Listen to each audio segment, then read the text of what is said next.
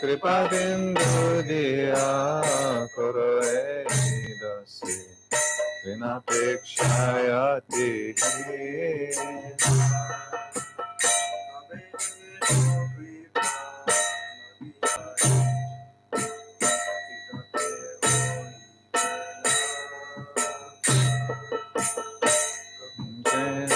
Kripa lobhyaya jana Kritarthai Venata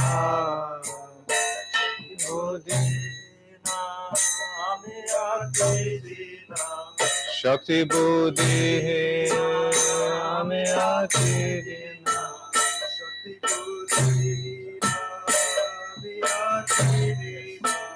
Shakti Buddhi Amyati Dina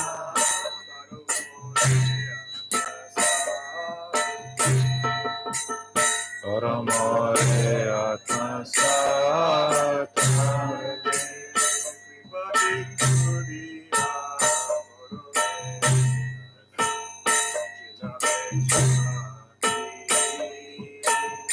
Gurudev Kripa Bindu Diya Koroe Dasi Rina Pekshayati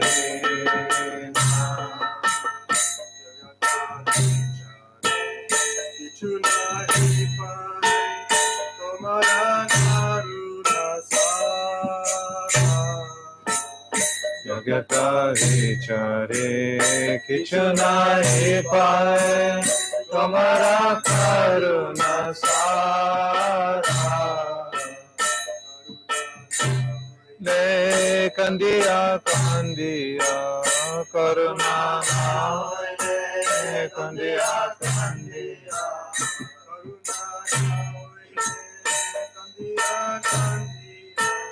Karuna na hoile kandiya kandiya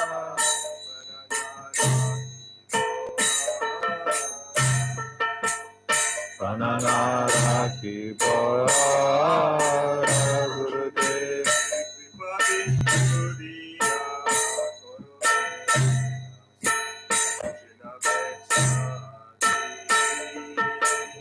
Gurudev Kripa Bindu Diya Koroe Dasi Rina Pekshayati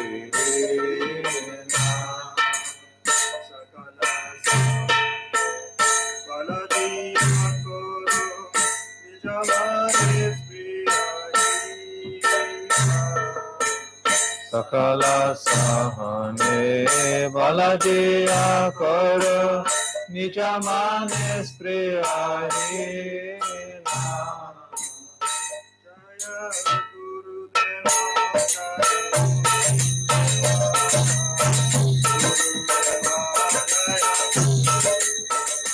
Jaya Gurudeva Jaya Gurudeva Gurudeva Jaya Gurudeva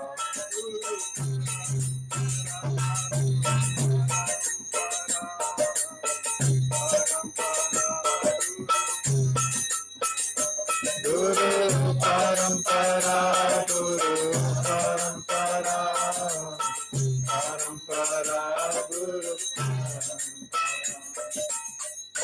Lord Premanande Hari Hari Om. Let's sing another song. Who has come first time? You have come first time, and you also first time. Your name is? Shameless. Shameless. Okay, good. All right. Give our guest songbook to the guest. Song you sing for Mahaprabhu Nityananda. Nityananda, is it like? Oh, today actually we need to sing Janila Premadana for Sri Baladeva Vidyabhusana. You want to sing Baladeva Vidyabhusana? Today is disappearance day of one of Acharya's holy masters, so for him, this next song, Janila Premadana.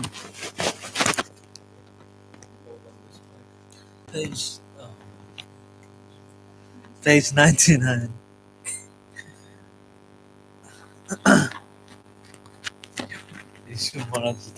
Don't want to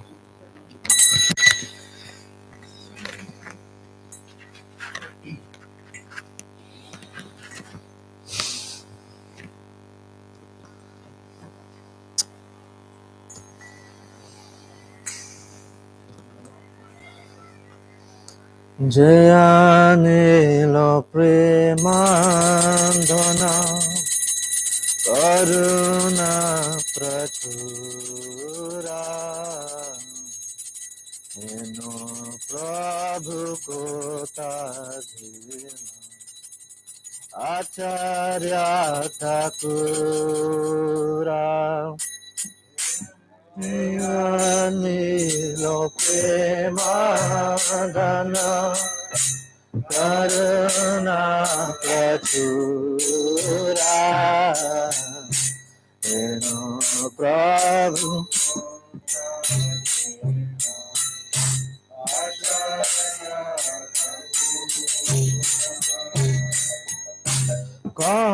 Kamora Swarupa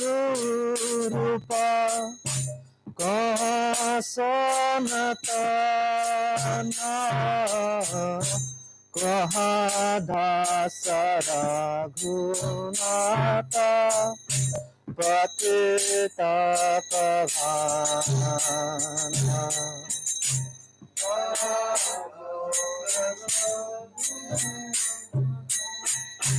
Ahasanatana Ganga-dasahara Gunata Patita Pavana Kahamora Bhata Juga Kaha Kaviraja Eka Kale Kota Gila Gora Nataraja Mora Bhata Juga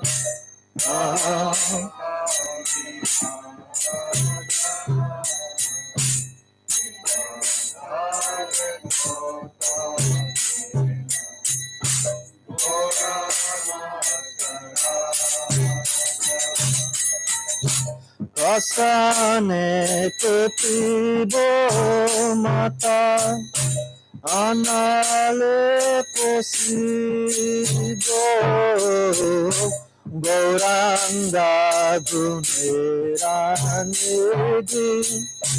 Kota Gele Pabo Kasane Kutibo Mata Anale Posido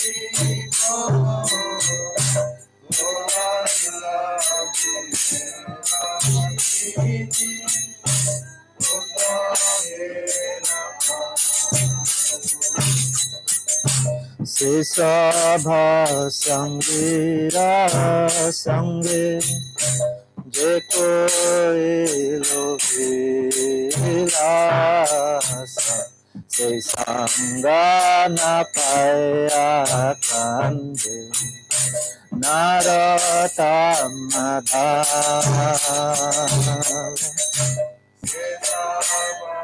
Sangira Sange Je koi asa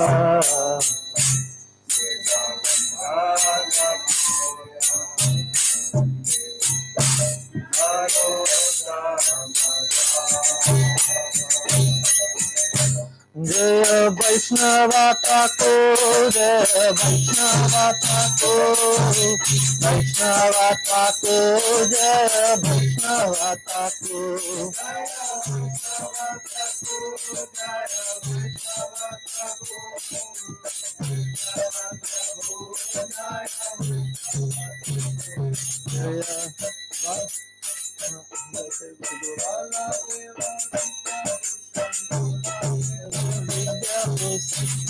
Baladeva Vidyabhusana, Baladeva Vidyabhusana, Deva Vidyabhusana, Baladeva Vidyabhusana, Baladeva Vidyabhusana, Baladeva Vidyabhusana.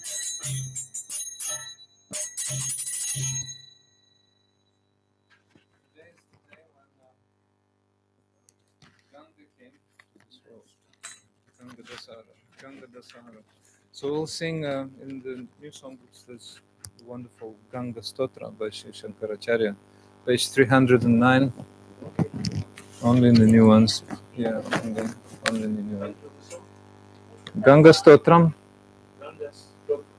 309.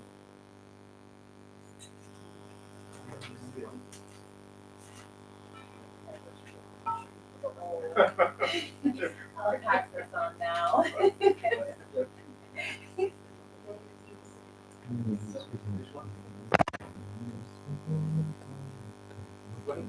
Hare Krishna. Okay, so please give songbooks to all our guests. Yes, share. Yeah.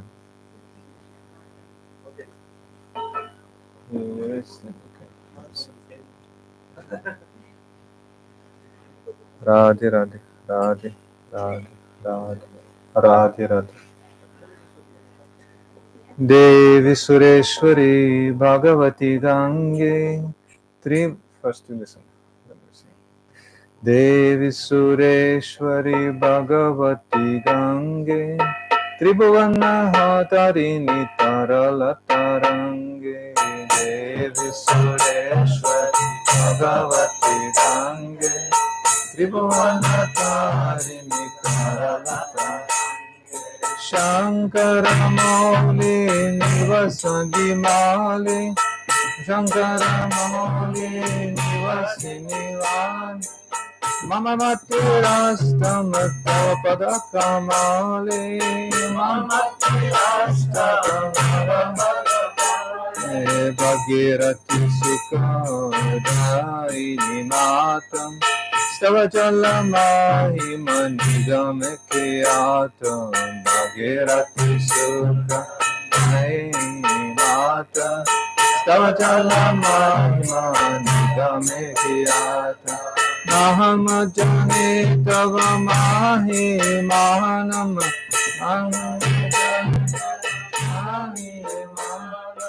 Trahe Kripa Mahi Mama Gyan Trahe Kripa Mahi Mama Devi Sureshwari Bhagavati Tribhuvana Tarini Kamalatarange Sureshwari Bhagavati Gange Tribhuvana Tarini Kamalatarange Haripada Padma Viharini Gange Yamavidu Mukta Dhavalattarang Namasri Haripada Padma Viharini Gange Yamavidu Mukta Dhavalattarang Dore Kuramama Duskriti Bharam Dore Kuramama Duskriti Bharam Guru Kripaya Bhava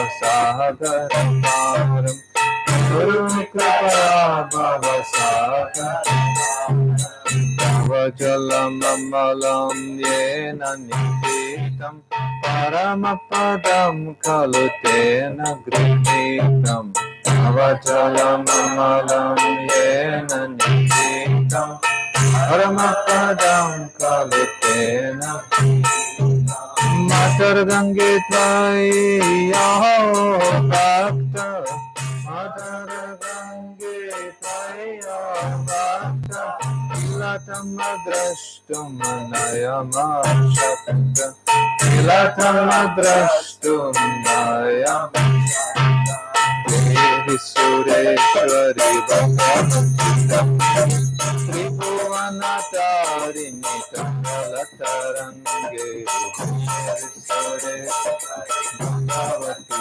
Gange Tribhuvana Tarini Kamalatarange Number 5. Patito Dharini Kajalavati Gange Kandita Girivara Mandita Gange Patito Dharini Jare Gange Kandita Girivara Mandita Gange Bhishma Janani Kalamuni Sanye Bhishma Janani Kalamura Kanye Patita nivarini tribhuvanadhanya Patita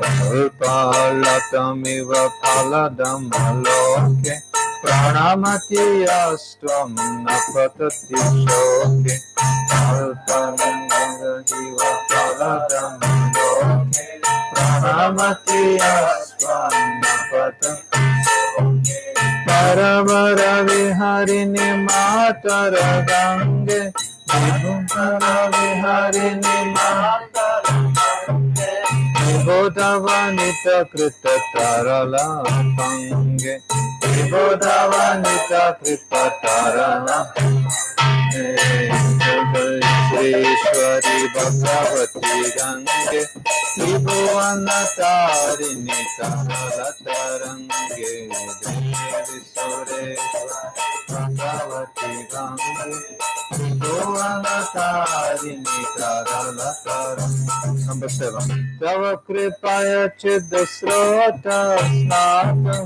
Punayapi Jathari Sopi Jatam Tava Kripaya Chiddasrota Snatam Punayapi Jathari Sopi Jatam Taraka Niramani Jana Vidange Kalusha Jana Vidange Kalusha Vinashini Mahimotange Kalusha Vinashini Mahimotange Narasadange Punyatarange Jaya Jaya Jahanavi Karanatange Narasadange Punyatarange Jaya Jaya Jahanavi Karanatange Indra Mukutamani Rajita Charani Sukha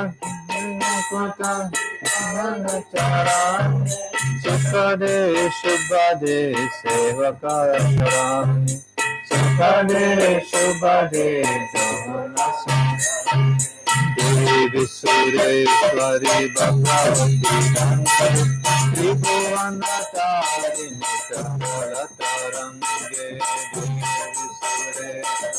Bhagavati Gange Tribhuvanatarini Number 9. Rogama Shokam Atapam Apapam Harame Bhagavati Kumati Kalapam Rogam Shokam Tapam Apapam Harame Bhagavati Kalapam Tribhuvanasare Vasudahare Tribhuvanasare Vasudahare Brahmasi Gatir Mama Khalu Samsare Brahmasi Gatir Mama Khalu Samsare Alakanande Paramanande Kurumai Karunam Kataravande Alakanande Paramanande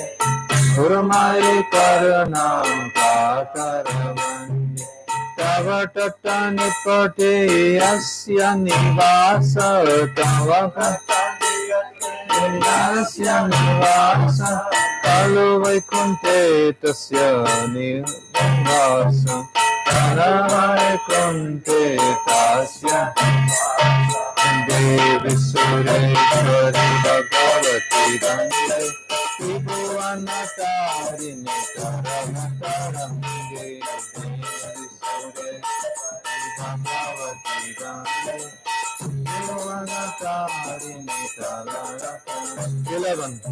Tavrama Ihanire Kamato Nena Kimbatire Sharata China Varamihanire Kamato Nena Kimbatire Sharata China Patava Gavyuti Swapacho Dihina Sadama Gavyuti Swapacho Dihina Tavanahi Durendripati Kodina Tavanahi Durendripati Kodina Bhuvaneshwari Punyadhanya Devi Dravamayi Munivaradhanya Bhuvaneshwari Punyadhanya Devi Dravamayi Munivaradhanya Ganga-dasahara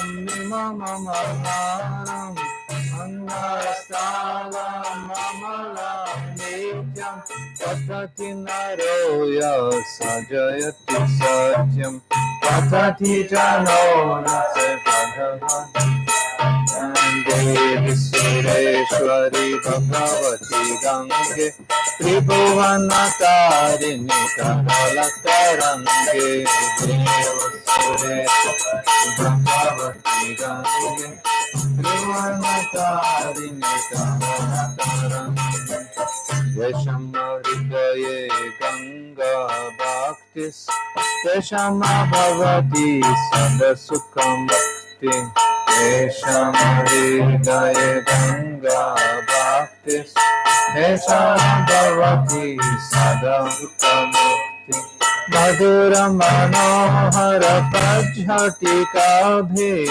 Madhura Manohara Pajhati Kabhi Paramananda Kalita Lalitabhi Paramananda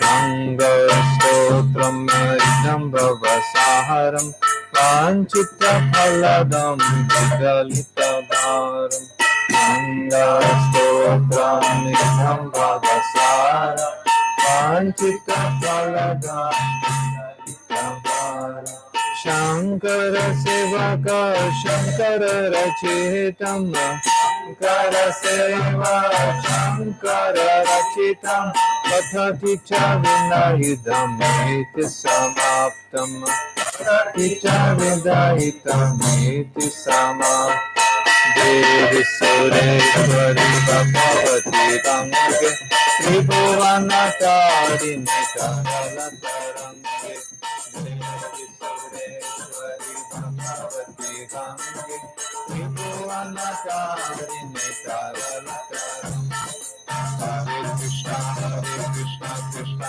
Krishna, Hare Hare, Hare Rama, Rama Hare Hare, Hare Krishna, Krishna Krishna, Hare Hare, Hare Rama, Rama Hare Krishna, Krishna Krishna, Hare Hare, Hare Rama, Rama Hare Krishna, Krishna Krishna, Hare Hare, Hare Rama, Rama Krishna, Krishna Krishna, Hare Hare, Hare Rama, Rama Hare Hare, Hare Krishna, Krishna Krishna, Hare Hare, Hare Rama, Rama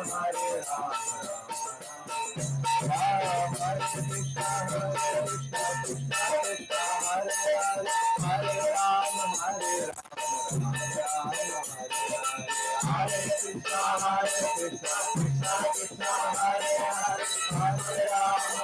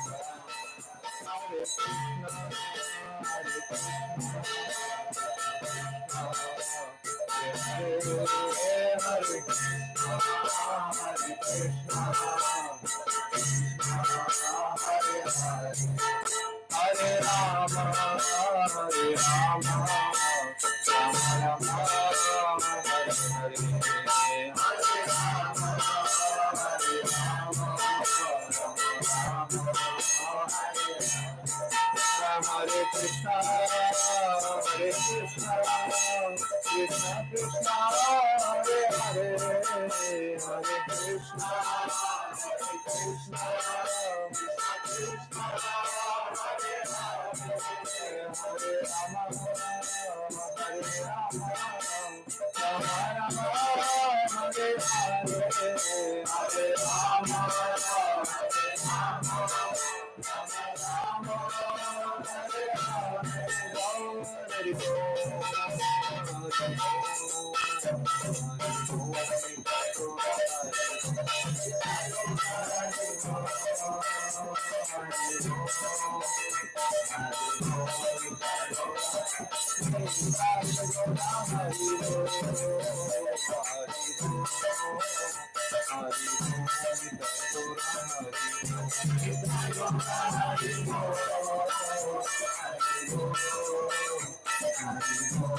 Rama.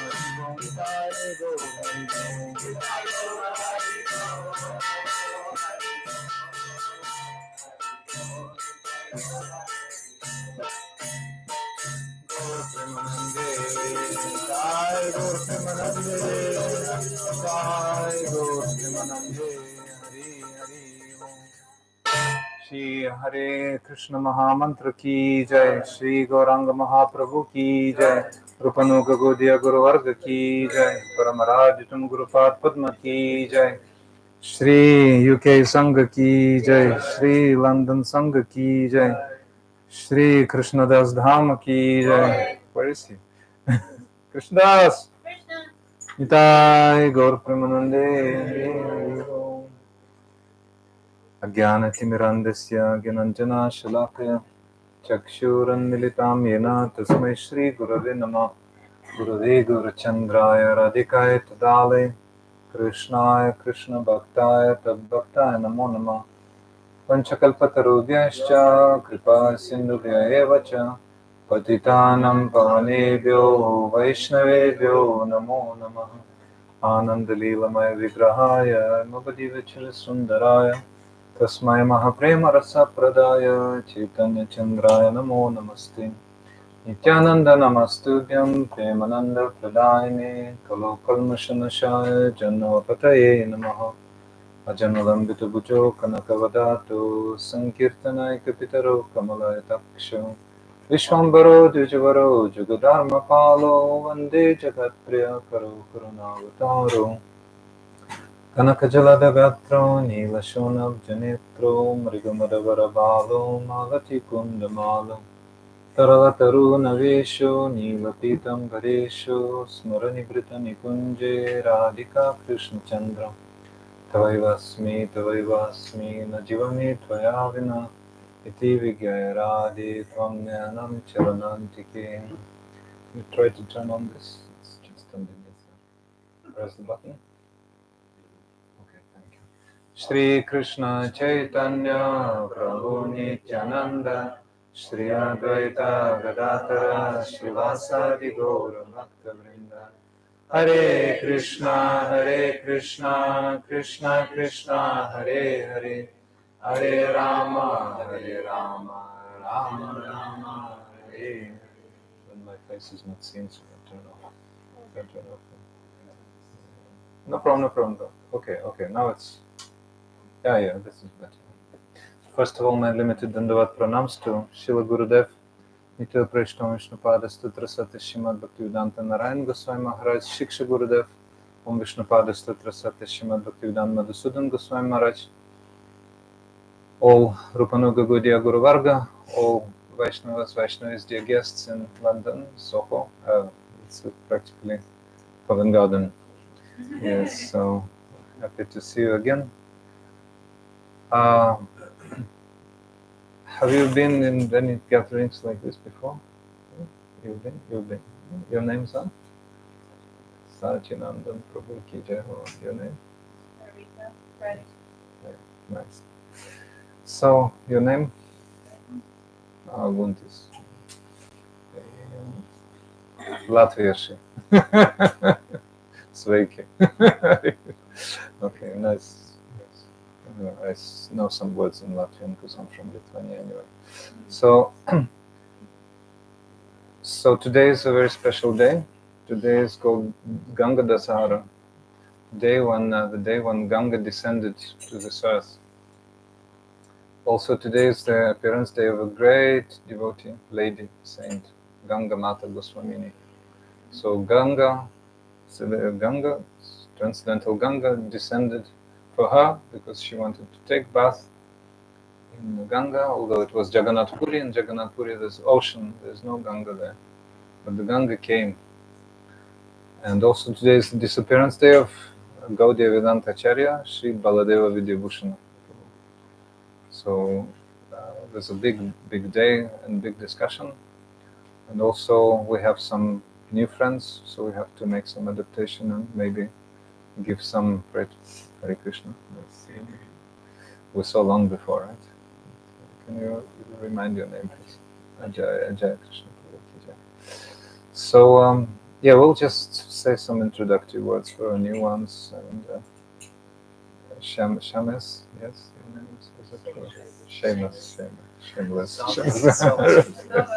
Yes, and Natalia and your name is anyway, for Natalia and Shamus, at least two new people. So this process is called Bhakti Yoga. Bhakti means devotional service. So mantra yoga or chanting of the holy name takes a very special position in this process. So that's why, since this name is transcendental, Nama Chintamani Krishna Chaitanya Rasa Vigraha Purnashuddha Nitya Mukta Vinnatam Nama Namino, is completely pure, it's completely transcendental, there is nothing material in that. And also Vinnatam Nama Namino, there's no difference between the name and the possessor of the name. It's Krishna himself. Here we can see a person's photo. He can be far away or gone from this planet, but we remember him just in our mind. But he cannot come right now here. But Krishna, when we say, then Krishna is actually here, but since we're still contaminated, we cannot feel his presence. But very, very mature souls, devotees, they are able to perceive Krishna at any moment. And they're eager to again and again chant his holy name because that's the highest happiness. So our senses are contacting sense objects of this world. That brings up a chemical reaction, we can say. We become afflicted by Maya, illusion. Maya, Ma means that, not, and Ya means that which is not. So I have a few magic pointers, I think 2 or 3.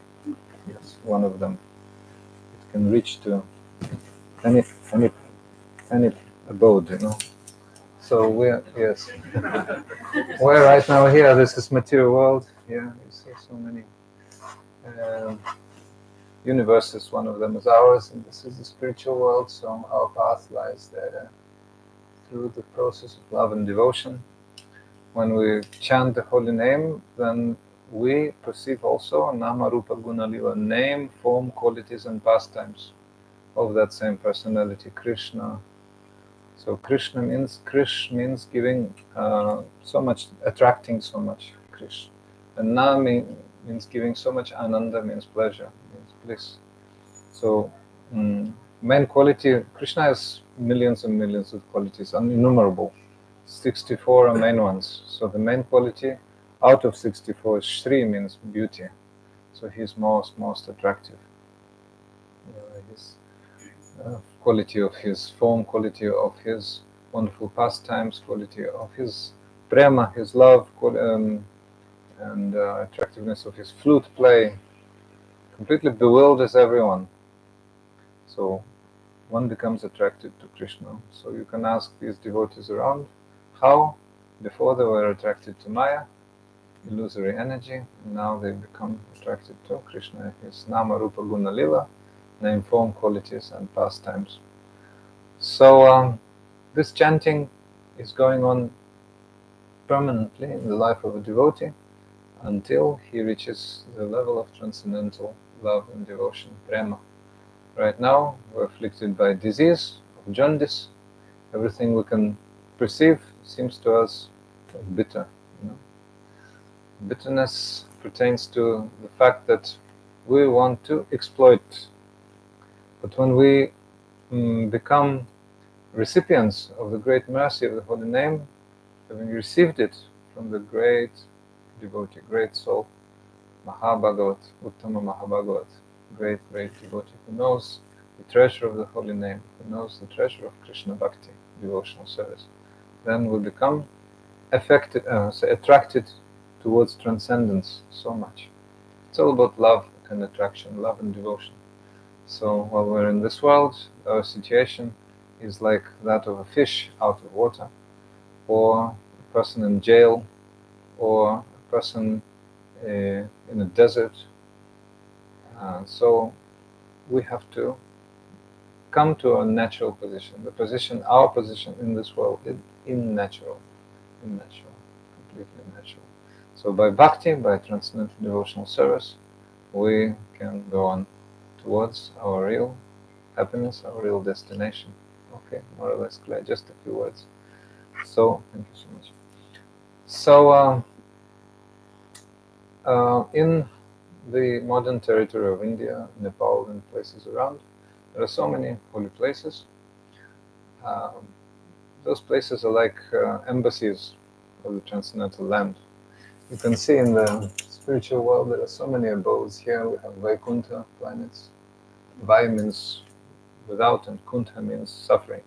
So all those places are without suffering, and no birth, no death, no old age, no disease, no past, future, no movement towards death at every step. So spiritual world is absolute. Spiritual world is filled with transcendental emotion. So that is our real home. So, so those holy places, the embassies of that world, maintain the same atmosphere and the same mood which is in the original abode. For example, if you go to Embassy of India here in London, although it's formally in the streets of London or foreign land, actually that's the territory of India, de facto and de jure. Because within you can feel the smell of India, you can feel you can experience some features of culture of India, you can be a participant of some, I don't know, conference about India, etc. So you can hear, you can perceive, you can be participant. But that's like preliminary. You have to actually go to India to receive visa and go. But first you have to go to the embassy. Right? So first we have to go to transcendental abodes, like Vrindavan is our abode. Have you heard about Vrindavan? Vrindavan, okay, today is your very good day. Very good day. Dzisiaj najpiękniejszy dzień, Okay, so today we'll just... Have you heard about Vrindavan? Vrindavan. You've heard the name. Okay, very good, very good. So in Russian we say "слышал звон, да не знаю где он." I heard the bell ringing, but I don't know the direction from where. But it's loud anyway. Everybody say Vrindavan, Vrindavan, Vrindavan. Like you're woken up amongst the night, you know, some boom bell, but where is it from? I don't know. Like this. So Vrindavan is so glorious. Everybody's talking about that place. So yes, and the Ganga, the greatest river, transcendental river, is very, very special. In Vrindavan, the river Yamuna flows, where Krishna performed his childhood pastimes. He was bathing in Yamuna. He was performing Jala Vihar, water pastimes, with his beloveds, the gopis. And Ganga is also very glorious because for us Gaudiyas, you know, the followers of Sri Chaitanya, that place is very special because altar I didn't attach the altar. So anyway, you can see this is Sri Chaitanya and this is Nityananda, two transcendental brothers. Sri Chaitanya is Krishna himself. You know, Krishna plays the flute. You know that. He's transcendental flute player. But his darkish complexion, that complexion is very wonderful. It's called Shyama Sundar. But Sri Chaitanya is Trisha Akrishna. His color is not, Krishna means not darkish. His color is golden, of molten gold. So shining like brighter than millions of suns. That is the color of Srimati Radharani, actually. He's covered with, and the mood he's covered with, a couple of words for devotees. So Sri Chaitanya's pastimes from the very beginning were on the bank of the Ganga, Bhagirati Ganga, and also Jalangi, so many names there. So that's why Ganga is very, very dear to us, as well as Yamuna. In fact, in that place where Sri Chaitanya Mahaprabhu was performing his pastimes, in that place there's Panchavini, the 5 rivers flowing together, including Yamuna also. So, yes, Saraswati. Yes. 5 of them. So they're actually like 2 sisters, and their confluence is in Prayagraj, former Allahabad. Now again they call Prayag. So long ago, so periodically from spiritual world, Krishna's avatars come to this planet. Avatars, you understand, incarnations. In order to attract the living entities of this world to the spiritual reality, to his transcendental personality, to the wonderful path of devotion. Those incarnations, they come one after another, like waves. A wave comes, and people are very pleased, they can dance on the waves, and really wonderful. So those avatars come like waves, and all living entities are very happy. So long ago, a great incarnation, Lord Vamana Dev came. Vamana is a dwarf Brahman, representative of the highest order in society. But he was dwarf, he was very, very small size. It was very wonderful. So he came to the arena, sacrifice of Bali Maharaj. Bali Maharaj was king of the demons. Since he was the grandson of Prahlad, he was a very, very saintly person actually. He is on the list of 12 great Mahajans, great authorities for us. So he came as a wonderful Brahman, and everyone around was so much attracted to Brahman. Oh dear Brahman, please tell me, what would you desire? I'm a great king, I can give you anything. If you want, I can give you a kingdom. If you want, I can give you a wonderful wife. Whatever you want, I can give, really. But Vamanadev said, no, just give me 3 steps of land, so that I can step 3 times. Yeah, that's a long story actually. Then, with the help of his guru Shukracharya, Bali Maharaj realized that Vishnu himself, don't give, this is Vishnu, because he's supposed to be king of the demons, so Vishnu is supposed to be enemy. So Vamanadev therefore fulfilled his promise, and he made 3 steps. And he was given 3 steps of land. But then all of a sudden, he took gigantic form. So by the first step, he covered all the land around, all the earth. The second step, he covered all the universe, everything. And the third step was nowhere to put. So then Bali Maharaj surrendered, and he put his head for the third step, offered his head for the third step.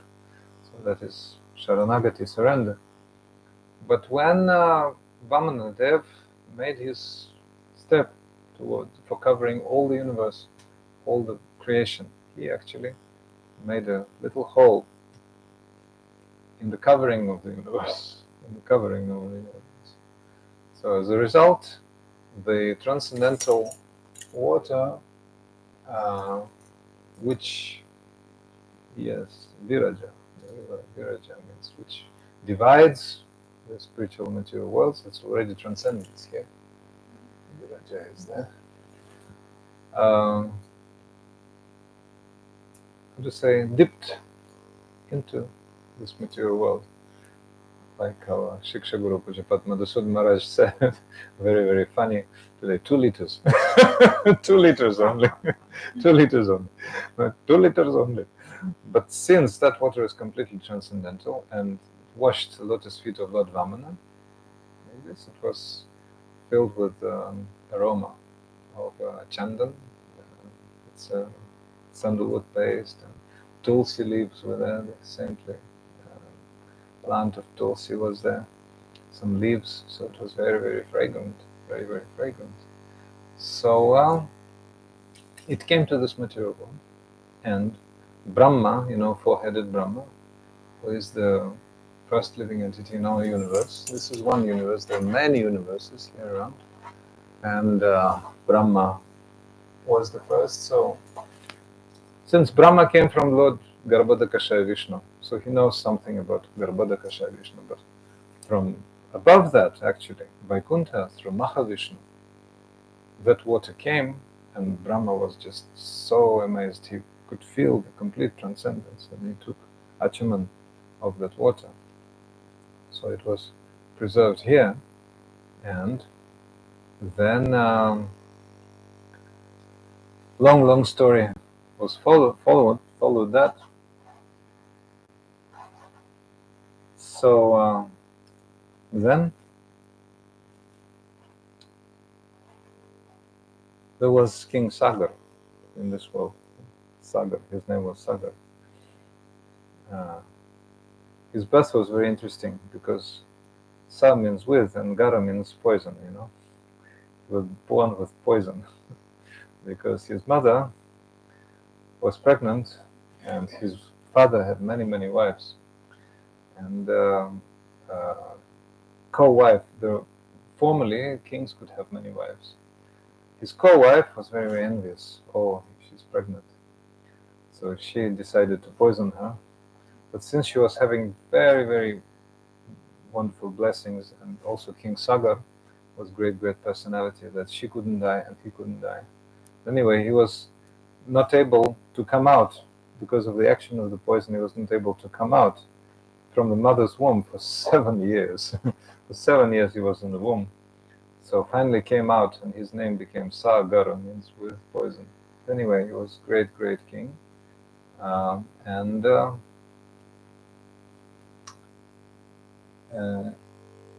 he had 2 wives. Yes, he had 2 wives. One of them, Keshini, and the other one was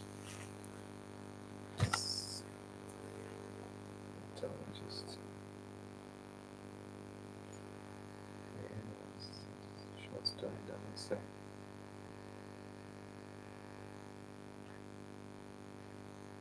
Anyway, his one wife had a wonderful son, one son, and the other wife had a lump of flesh.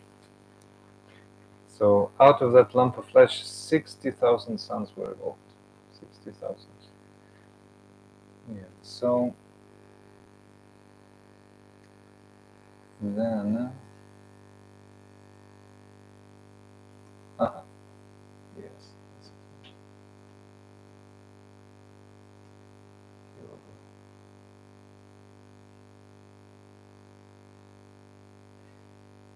Yeah, so Sagar's 60,000 sons.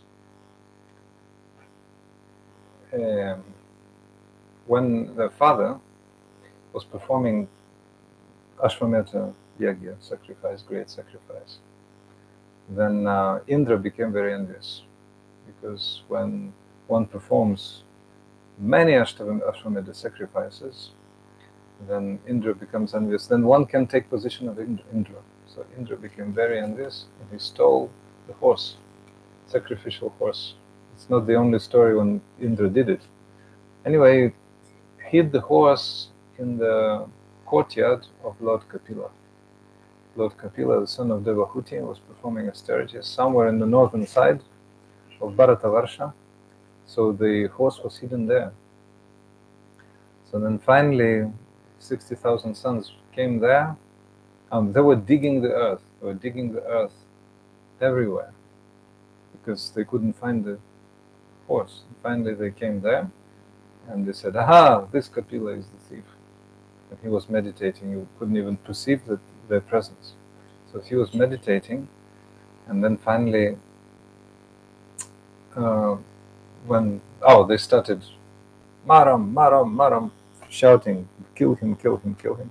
Finally, he came back to external senses, and he saw all those miscreants, and he said, "Okay, I curse you." So he immediately burned them to ashes. Immediately burned them to ashes, so they were burnt. They became, say, oblivious, like they were not seen. So then after, the grandson of Sagar, Anshuman, his name was Anshuman. He also was, so his son was digging, his father was digging the earth everywhere, looking for some means how to neutralize that curse he couldn't find. And finally, Anshuman, he came to Lord Kapila and apologized to her. Apologize. All right. He accepted the apologies. But then his son was called Dilip. Dilip was also trying to bring his predecessors, the 60,000 sons, back to life, and he failed. And then Bhagirat was born. So Bhagirat was the great king, and he really took vow. I'm going to return my 60,000, great grandfathers. So he started penance to Lord Shiva. His penance was so severe. He was praying to Lord Shiva with deep reverence, devotion, so intense that finally Shiva said, "Okay, I'll help you." So Bhagirat's dedication touched Lord Shiva's heart. After a long period of meditation, Shiva appeared before him. So Shiva is known as Ashutosh. Very easily he can fulfill everyone's desires, but when meditation was going on for so long, for sure he was ready to fulfill those desires. So finally he said, "All right."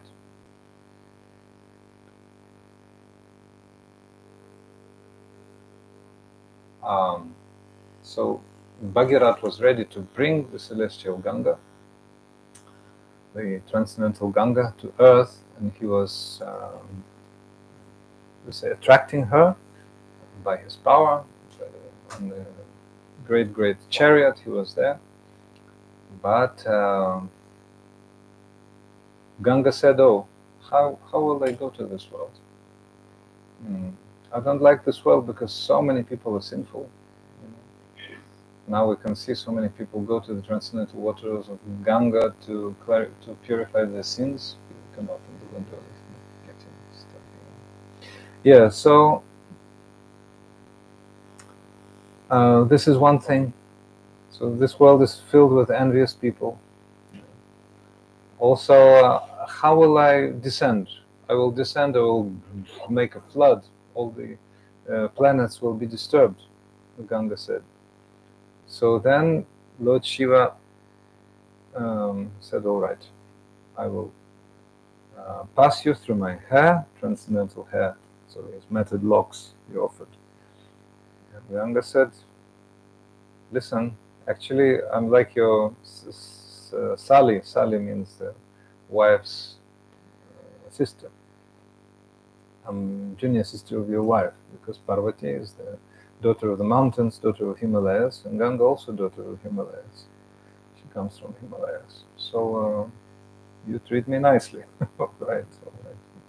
So Lord Shiva gave her a very nice path, And then she descended, so she's flowing all over the universes. All over, in our universe, she flows from the upper planets to the lower planets. She flows, she's known as, in the heavenly planets, she's known as she's known as Mandakini. And then she has so many names, Alakananda and so many others, so Ganga, and also Bhagirathi, she was called. So Bhagirat was just bringing her down, and then he came to Navadvip, the place of Lord Chaitanya's pastime. So in Lord Chaitanya's pastime place, Navadvip Dham, in one island, the 9 islands, there was Jannu Muni sitting there. So Jannu Muni was performing tapasya austerities, he was worshipping the Lord, but the tumultuous flow of the Ganga washed off his Achaman cup, his Panchapatra, was washed off. So Janna became very furious and he just drank all the Ganga, took in the palm and drank like this, so powerful. So she became like his daughter. But Bhagirat was praying to Janna Muni, oh please, I need to attract Ganga here to Ganga-dasahara, the place where Ganga enters the ocean, where the ashes of all of his ancestors were placed. So he was praying to Janna Muni, and finally Janna Muni released Ganga through his thigh. So she became like his daughter also. So she is both called Bhagirathi and Jannavi, both, therefore, the daughter of Jannu, and also commemoration of Bhagirat's glorious activities. So finally, Bhagirat, with the help of Lord Shiva and Ganga Devi, released all his descendants from that ill fate. So she became known as Ganga Devi and so many other names. So Ganga Devi is so glorious. Even one doesn't have any transcendental knowledge, if one is just a sinful person, if one has faith, oh, Ganga Devi is so great, she will definitely wash off all of his sins. Even if you think, oh, I want to go to the Ganga, Ganges, then already your sins are diminishing. But our process of transcendental devotional service doesn't have the objective of clarifying the sins. No. This is not our goal. People go to church for that. People make pilgrimage towards Ganga or Yamuna to wash off their sins. But actually that is not the goal. That is not the goal. Yasyatma buddhi kunape tridhatuke. That verse says, Yasyatma buddhi kunape tridhatuke. Tridhatuke. Yasyatma buddhi kunape tridhatuke. Anyway, in that verse, it said that there are 4 types of mentality. Yasyatma buddhi kunape tridhatuke. Swabuddhi. Yasyatma buddhi kunape tridhatuke. Eva Gokara, I always remember that verse, but because of so many intense problems, it started my memory. Anyway, so in that verse of Bhagavatam, it said that there are 4 types of mentality people have. Atma Buddhi means I am my body, I am my mind, I am the enjoyer, I am the possessor of everything in this world. Yes, Atma Buddhi. Kunapetre Dhatu. Swadhi Kalatradishu Bhauma Ichadi. Yeah, Swadhi, Swabuddhi means everything which is around me belongs to me. This is mine. Aham Mameti, I am mine. That's your countryman, George Harrison. All I can hear, I am mine, it comes from there. So, Isatma Buddhi Kunapetri Dhatu Swadhi Kalatradishu Bhauma Ichadi. Tirtha Buddhi, Karhichich. Eva Gokara. That verse says, The third type of mentality is Atma Buddhi, Swabuddhi, Tirtha Buddhi. Tirtha Buddhi. So, one thinks that his own land is worshipable. Like we worship what? Great Britain or some people here, right? We worship. Om Britannia Namaha, like this. They go to football and they long row Britannia, Britannia roll the waves. Like this. So we'll never be slaves. It's actually quite the opposite. So what I want to say, Tirtha Buddhi also pertains to performing pilgrimages to holy tirthas, holy places for pilgrimage, just to wash off your sins. So all those types of mentalities, Atma Buddhi, Swabuddhi, Tirtha Buddhi, Ijja Buddhi. Ijja Buddhi means your land is worshipable, and Tirtha Buddhi is that the holy places are meant for washing off your karmic reactions. So if you practice those four types of mentality, sorry, I was just, when you remember something, something forget, but you actually remember. So it came, finally it came. Thank you for patience. So anyway, four types of mentality, right? So first, Atma Buddhi means I. I'm my body, I'm my mind, I'm the enjoyer. Second one, Swabuddhi means my. Kit and kin means my father, mother, sister, brother, belongs to me. And third one, Swabuddhi, Ijja Buddhi means my land is worshipable. And the fourth one is holy places are for washing my sins. So this is materialistic thinking. Yeah. So people, what I wanted to say, they come to Ganga to wash off their sins, But this is quite wrong, because even cows and different other animals, they take bath in the Ganga. So what? Certainly, it's very good for them. In the native village of my Gurudev, our Gurudev, Sri Bhaktivinoda Narayan Goswami Maharaj, Tiwaripur, Gurudev lived 4 kilometers from the Ganga. So the Tiwaris we came along with the Tiwaris, with Gurudev's grandsons and different devotees from there. So we came to the Ganga, and one dog came. So one of the Gurudev's grandsons, relatives, he's a devotee. He took that dog, and threw into the Ganga. So, so one devotee made a joke, Ganga-dasahara Tiwari. Ganga-dasahara Tiwari, servant of the Ganga. So finally, so they take bath in the Ganga, so what? We take in the bath in the Ganga in order to obtain transcendental devotion. That is our objective. We know, so we're fighting those four types of mentality, materialistic mentality. Atma Buddhi, I am my mind, I am the enjoyer, I am my body, those types of mentality. Then second one, everything around me is mine. No, everything around me I have to respect as devotees and try to make them devotees. And certainly Sri Guru is in the center of those who are around me. And now the transcendental land of Vrindavan, the spiritual world, is worshipable. And number 4 is Ganga Devi, Yamuna Devi, all those holy places are meant for practicing of my transcendental devotion to the transcendental land. That's the objective.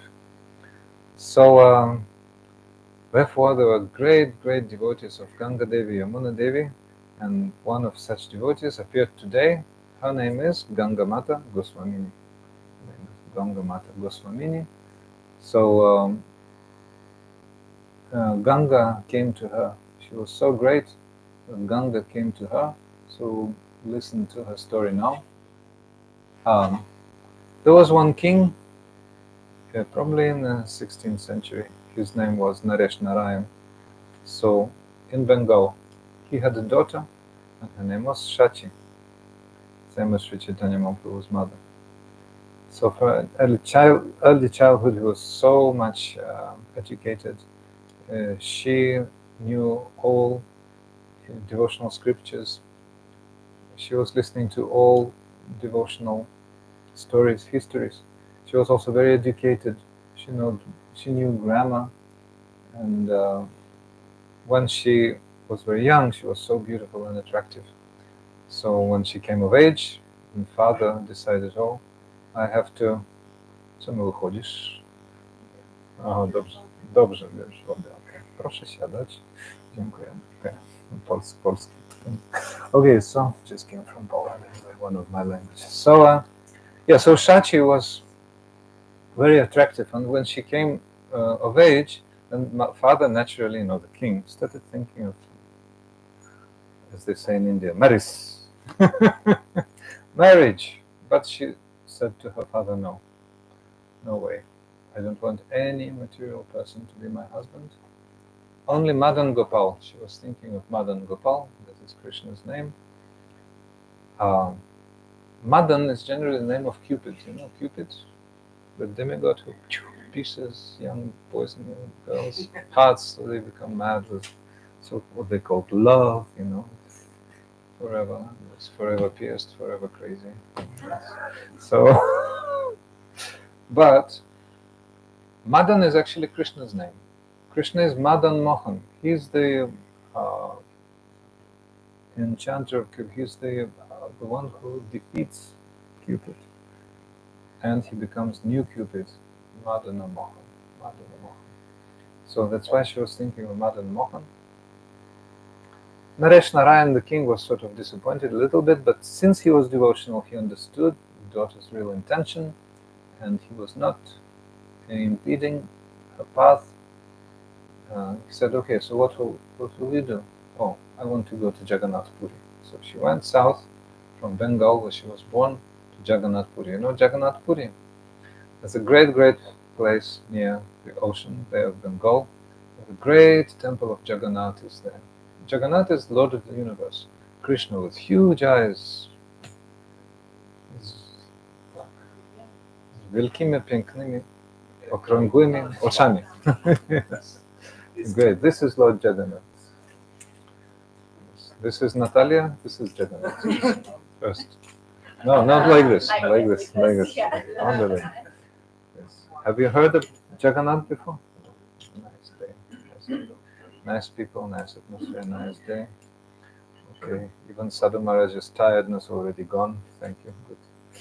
At least I don't mix Krishna and Arjuna today. I'm tired, I mix it. So she went to Lord Jagannath, to the temple of Lord Jagannath. And who is Jagannath really? Jagannath is Krishna, whose eyes are looking towards Vrindavan. Because the temple of Jagannath, temple of Jagannath, have you seen? Yes. The temple of Jagannath corresponds to what? Can you say? Dwaraka. It's Dwaraka. Same line. Jagannath Puri and Dwaraka, same line. So if the abode of Lord Jagannath, temple of Jagannath, is Dwaraka, then where Jagannath goes during Rath Yatra, in London there will be Rath Yatra in July. You please come see how Lord Jagannath is dragged in. You can also take, at least touch those ropes, yes. Because Lord Jagannath is seeing Vrindavan, and he moves towards Vrindavan. Yes. Anyway, it's a long story, but just to mention. So that's why his eyes are like this. His native place, his wonderful place is Vrindavan. Although when Krishna came, he stayed here for 125 years. That's not long, actually. So, for the first 10 years and 8 months, he stayed in Vrindavan. So his childhood, youthful pastimes was there in Vrindavan. Although 10 and a half years, like 8 years, 8 months, is like still childhood's age. Krishna was like fully developed like youth, 15, 16, like this. So his childhood pastimes also. And his adolescent pastimes and his youthful pastimes, Kishore, were there in Vrindavan. So Krishna is so much attracted. Especially he is attracted towards the residents of Vrindavan, his mother and father. Do you know that Supreme Lord has mother and father? Yes. Najwyższy Pan, najwyższa osoba Boga ma ojca i matkę. Czemu nie? Yes. So Krishna has mother and father, and Krishna has his beloveds, Krishna has his transcendental friends. We are bound to be developing those relationships which are actually dormant within us. So when you come to the Vedic culture, when you come to this Krishna Bhakti, you learn so much about the relationships with the Lord. It's a separate subject that we have to keep point. So, so Lord Jagannath sees Vrindavan and he moves towards Vrindavan. It's a very mystical place, very high place. So Shachi came there, into the temple of Lord Jagannath. And there in the temple, within her heart, she could understand, I have to go to Vrindavan. Because Vrindavan corresponded to her internal mood. Even Lord Jagannath is so much attracted to Vrindavan, so he moves, for the whole day, even 2 days, even more days. Rath Yatra is going on, means Lord Jagannath's journey towards Vrindavan from Dwarka. Formally speaking, Krishna didn't return to Vrindavan, but actually he was always there. And he did return, like in an internal sense, but it's a very, very deep story. So anyway, she got attracted to Vrindavan, so she went towards Vrindavan. And in Vrindavan, she was first wandering here and there, and she found her guru. And her guru was in the line of Sri Gadadhar Pandit. Gadadhar Pandit has a disciple called Ananta Acharya. And Ananta Acharya had a disciple called Haridas Swami. Haridas Swami. So that Haridas Swami was a very great devotee of Krishna. In Vrindavan, so many great devotees. They're meditating on Krishna's pastimes, because Vrindavan is the embassy of transcendental world. Vrindavan situated in the transcendental world. So that Haridas saw her, oh, you're a princess. Yes, she was like a princess. Not like, she was really a princess. Her father was a king, Naresh Narayan. Naresh means king. So she was nicely dressed. So that at once her guru noticed. Nicely dressed. Oh, you're such a tender age. Maybe she was like 17 or something. Such a tender age. No, you should go home. But she still stayed. Even her guru, whom she accepted in her heart at once, told her go home, but she formally disobeyed, but actually she saw the internal intention of her Gurudev. In devotional service, this Bhakti Yoga, there are 64 types of activities. But the first one is what? Shri Guru Padashraya, means to take shelter of Shri Guru. That happens in the heart, even without formal initiation. Formal initiation, when Shri Guru gives you the holy name, that's the first stage, Harinama initiation. And the second stage, second initiation is Diksha. When Shri Guru gives you transcendental knowledge, and you receive Diksha mantras, special mantras, chanting which you realize your transcendental relationship with Krishna in all details. Yes.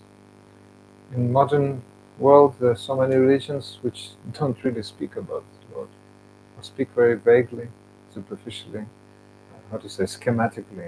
You cannot really know who He is. If you ask a common believer, who is your Lord? Like, what does He look like? Oh, that's already like forbidden, so you may become offended. Don't dare, how dare you, like this. Forbidden. So this knowledge is out of reach. When you come to your Lord, what will you do with Him? Will you be looking same as Him? He has a nim really over His head. Will you be having also one? No? Or will you be having wings? Or what will you look like? Like an angel? Or will you be situated on a cloud? Or He's on the same cloud or in a different cloud? So I cannot say. Cannot say. In some religions they say, okay, with these words you will be just beheaded or stoned. It's forbidden, like aparat, like offense. But here you can examine really, not examine, you can see at once, directly, who you are and where you're going. So then, she disobeyed. formally, but actually she saw the internal intention of his Gurudev. And she started doing whatever she could understand she wanted her to do. So she stayed and she started severe austerities and also intense devotion. She was chanting the holy name day and night, eating very little, sleeping just a few hours, like our 6 Goswamis of Vrindavan. Forgot to attach the altar. So anyway, the 6 Goswamis are great devotees. So Shachi Devi started doing the same. So then finally her Gurudev said, okay, now you are qualified. She could see her great austerities, Vishachanya, and he noticed her and said, all right, now I will give you initiation, Harinama and Diksha. So he gave her the holy name and Diksha. And then he said, actually, you know what? You've come from Puri. And in Puri, so many great devotees passed away. And so many places, therefore, empty. So you have to go and take care of Jagannath Puri's holy places, and also you have to preach Srimad Bhagavatam. So Guru's order. So she immediately went to Puri. She went to Jagannath Puri and she saw that the place where Sarvabhauma Bhattacharya lived was quite empty and dilapidated condition. Sarvabhauma was a great scholar, but he was impersonalist. You know, devotees are personalists. They believe in personal Lord, Krishna, and they want to develop their relationship with him. And there are those who are impersonalists. They just have intention to melt in this impersonal aspect of the Lord, the effulgence of his transcendental body, but they don't recognize that he has the body. So first Sarvabhauma was like that, but Sri Chaitanya came to him, Sri Chaitanya, and he sat with him. Sarvabhauma wanted to instruct Sri Chaitanya Mahaprabhu, because actually they were from the same place. Sarvabhauma was also from Navadvipa. Sri Chaitanya Mahaprabhu's grandfather was his classmate. So, oh, young sannyasi, only 24. Oh, and you are so sentimental. You're always going with your followers and chanting Hare Krishna, Hare Krishna. What is this? You're sannyasi. You have to be strict. You have to study Vedanta, the conclusions of the Vedas. Actually, just studies of Vedanta without devotional sentiments, it's like dry philosophy, nothing, dry philosophy. Also word juggling, a lot of word juggling. And they're saying many things which are against devotees, against devotion completely. So then finally what? Sri Chaitanya Mahaprabhu said, oh yes, okay, I will listen to you. So for 7 days, almost incessantly, he was listening to Vedanta from Sarvabhauma. But he was listening and his face was like, with no emotions. There was no yes, no, no, what's next? Never.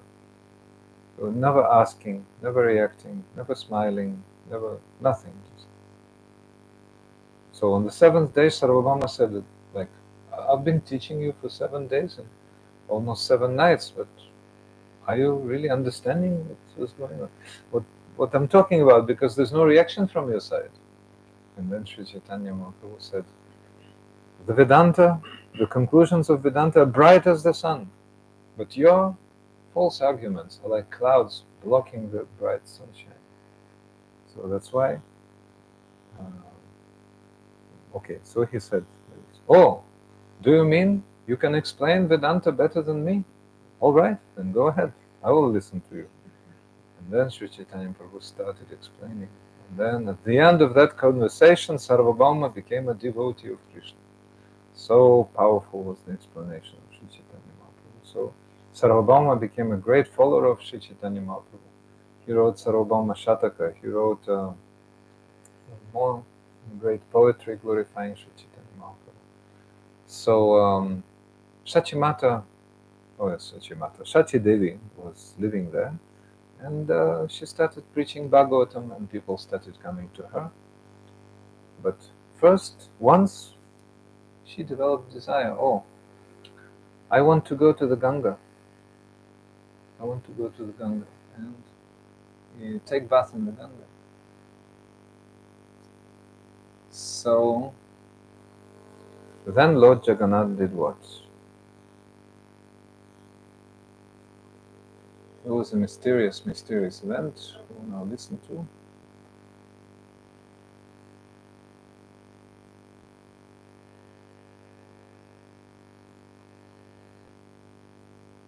Yeah, so this day was approaching. Mahavarani Snan, where everybody's taking bath in the Ganga. So she couldn't go because her Gurudev forbid her to go out of Jagannath Puri, so she had to stay. So Shachi Devi just gave up her desire to go to the Ganga. But Jagannath came to her in a dream and said, Shachi, don't think that. Don't think that. So you have to go and bathe in the lake, which is called Shweta Ganga. Shweta means white. There's one lake just next to the house of Sarvabhauma Bhattacharya in Puri. Have you been to Puri? No. Oh yeah, you were. So you remember Shweta Ganga? Just next to Sarvabhauma's house, that's Shweta Ganga, the white Ganga. So just go to Shweta Ganga, the white Ganga. There's one lake, and take bath there. That will be the same, not different from the Ganga. So Shachi went, and many people were taking bath at midnight. And then at midnight, imagine, the flow of the Ganga, great flow of the Ganga, appeared in the sky, and with great, torrential sound, took Shachi and brought her to the temple of Jagannath, to the lotus feet of Lord Jagannath. So she found herself there. It's like this offering prayers. Then in the morning, 4 o'clock, pujaris came, servitors of the temple, and were shocked. Ladies there in white. Was it possible? The temple was locked. But they were thinking, oh, probably, anyway, the guards were thinking, oh, she's a thief. We have to grab her. But then priests came, and priests are seeing Shachi and saying, wow, we're thinking something special is there. But anyway, the guards are arresting her, so we'll not interfere. So she was arrested, and the king put her in jail. Okay, you're a thief, so you have to go to jail. Then next night, Jagannath comes in the dream to the king. They say, you rascal, you've arrested my great devotee. You have to come and free her from the chains and immediately fall at her lotus feet. And you have to repent. And you have to surrender to her lotus feet and take initiation from her, Jagannath said. And I think head Pujari also had that kind of dream. So the king, her name was Mukunda. So he came and he took initiation from Shachi Mata, and since then her name became Gangamata Goswamini. Gangamata means Ganga came to her, that's why she became Gangamata Goswamini. So the famous Gaudiya Mata, female Gaudiya Mata in London, was named after her. So she was living there in Jagannath Puri till old age already. Then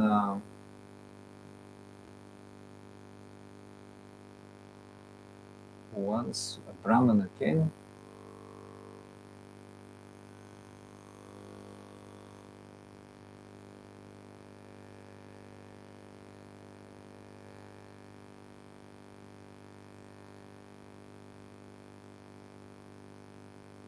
Yes, anyway, so once one Brahmana brought her deities, she was worshipping those deities. And we remember Sri Gangamata Goswamini, the great devotee of Krishna. Sri Gangamata Goswamini ki jai, and also today is the disappearance day of another great devotee, Sri Baladeva Vidyabhusana, Baladeva Vidyabhusana Prabhu. So he lived in the 18th century.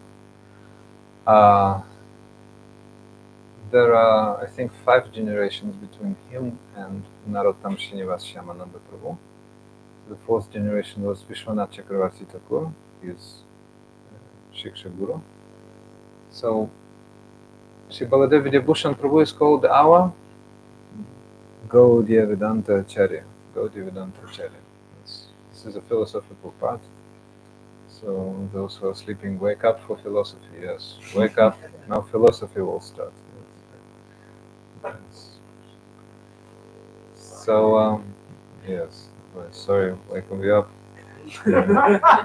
Woke up to do some philosophy together, right? So, Gaudiya Vedanta Acharya. Gaudiya Vedanta Acharya means the holy teacher in this line of Sri Chaitanya Mahaprabhu. So first, Baladeva Vidyabhusana, when he was young, I have to speak in simple words because or he was a bit intense, but this philosophical part, I'll just do adaptation, like for young devotees, maybe kids. So, Baladeva Vidyabhusana Prabhu was first, when he was young, he was interested in the philosophy of Madhva, Madhvacharya. Right? So, today we sang the song of Shankara, dedicated to Ganga Devi. Shankara is a great teacher. Actually, is an incarnation of Shiva, Lord Shiva. But he had a special mission, that incarnation of Shiva. Shankara had a special mission. He had to disseminate the philosophy of monism, Advaita Vedanta. Advaita means non-duality. So, we have 3 elements, okay, look, the Supreme Lord, at the head of the triangle, imagine, 1, 2, 3. Ishvara means Supreme Lord. So, Haribo, Jaho, Harish Prabhu, welcome, welcome, please come. Very happy to see you. This is our host from yesterday, day before yesterday's programs, in the Halubalu restaurant in East London. Bow, not Bow. East London. So, yes. So, Ishvara, thank you. Ishvara, Jiva, and Maya. Ishvara is the Supreme Lord. Jiva is living entity, and Maya means illusion, that which is not. So this is the subject matter of great philosophical conclusions. What about that triangle? Is everything one? Ishvara, Jiva, and Maya? Or there are relationships between the 3? Or if there are, what kind of relationship? Who is at the head? And who are subordinate? And what is the position of living entity and the illusory objects of this world? What are they? So the monists are saying, as in India often they say, no, Harish, they say, actually everything is one. They say, they mix everything together. Today is how to say, happy philosophy we're doing. So everything is one. So I am Brahman. Brahman means absolute truth. They say, I am Brahman. Jiva is Brahman. Yes. The Supreme Lord is actually Brahman, the impersonal light effulgence. And this matter is also Brahman. But they say Jiva was covered by illusion. And the natural question is, where's illusion coming from? If Brahman is so powerful, so if Jiva is Brahman covered by illusion, why illusion all of a sudden became so powerful to have covered Brahman? Reasonable question. So this cuts the whole philosophy at the root, actually. They cannot say anything. They can say, oh, this is achintya, this is inconceivable. But this is like going away from the question. Okay, this is inconceivable, leave me alone. This is such and such, leave me alone. No. So you're, how to say, you, in your presentation, you're quite inconsistent. Right? But Madhvacharya, whose philosophy was so much attractive to Baladeva Vidyabhusana in the very beginning, is seen when we see his picture. He shows 2 like this, 2 fingers. Right? He's showing 2. Why?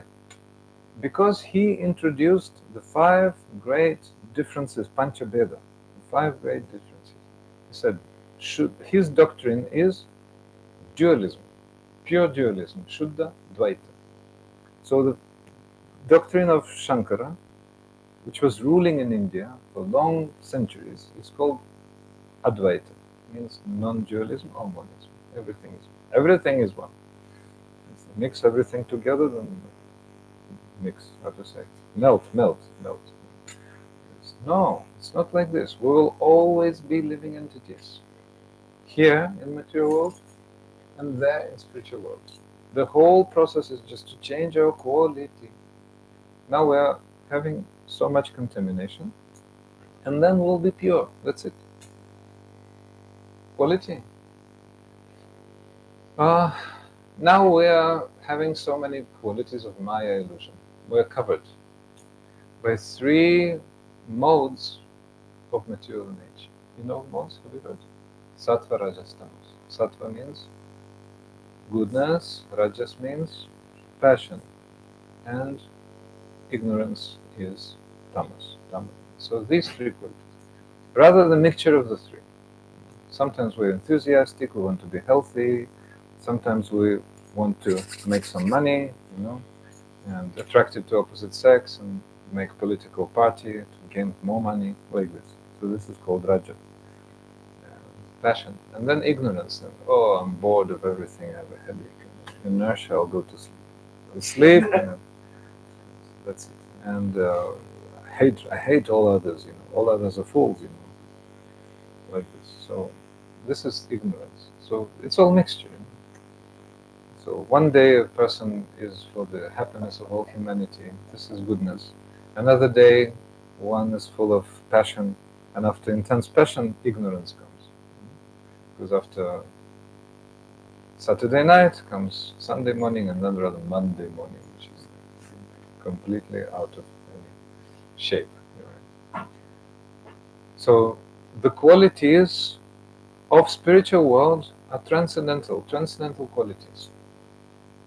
We were speaking in the very beginning, the Nama Rupa Guna Lila, name, form, qualities of pastimes of Krishna. So we will be having also transcendental name, transcendental form, transcendental qualities, and transcendental pastimes. So the whole idea of doing yoga, specifically this bhakti yoga, is transformation from material position to the position in spiritual realm. In between these two, you can become Jivan Mukta, means you can become liberated from material qualities, even living within this world. Your body will become like, yesterday we were saying, Harish, do you remember? Like an iron rod in fire. So by the form it's like still metal, but actually fire. So electrified, or to say. If you say this is metal, I say touch it, not possible, because fire actually. So spiritual body becomes. Then physical body, which was some time ago, physical body just falls off. So this is the pivot of Bhakti Yoga, Swarupa Siddhi. To say, perfection of your spiritual body. So Madhvacharya introduced, no, there's no this oneness, which is quite artificial. There are 5 differences. Panchabheda, 5 differences. What are they? Ishvara, Jiva, Bheda. Bheda means difference, So Ishvara, Jiva, Bheda means difference between the Supreme Lord and individual living entity. Always there will be difference, always. It's an interesting point. From the point of view of the Lord, there's non-difference actually. They are my beloved parts. He loves us so much. Those religionists who say, the Lord loves you, they're completely right. Nothing wrong. Completely. He loves us so much. We cannot conceive how He loves us. Because He says, these are my parts. It's actually me, but like separated, we say, Vibhinamsha, like particles of light, sparks.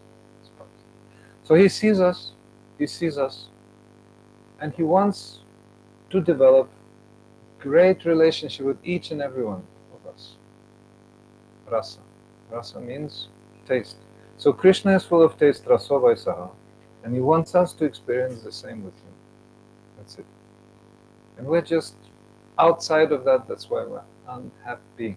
There's a break in rasa, we cannot feel, we appeal, only Maya, only illusion around. So 5 differences again. So difference between the Supreme Lord and the living entity.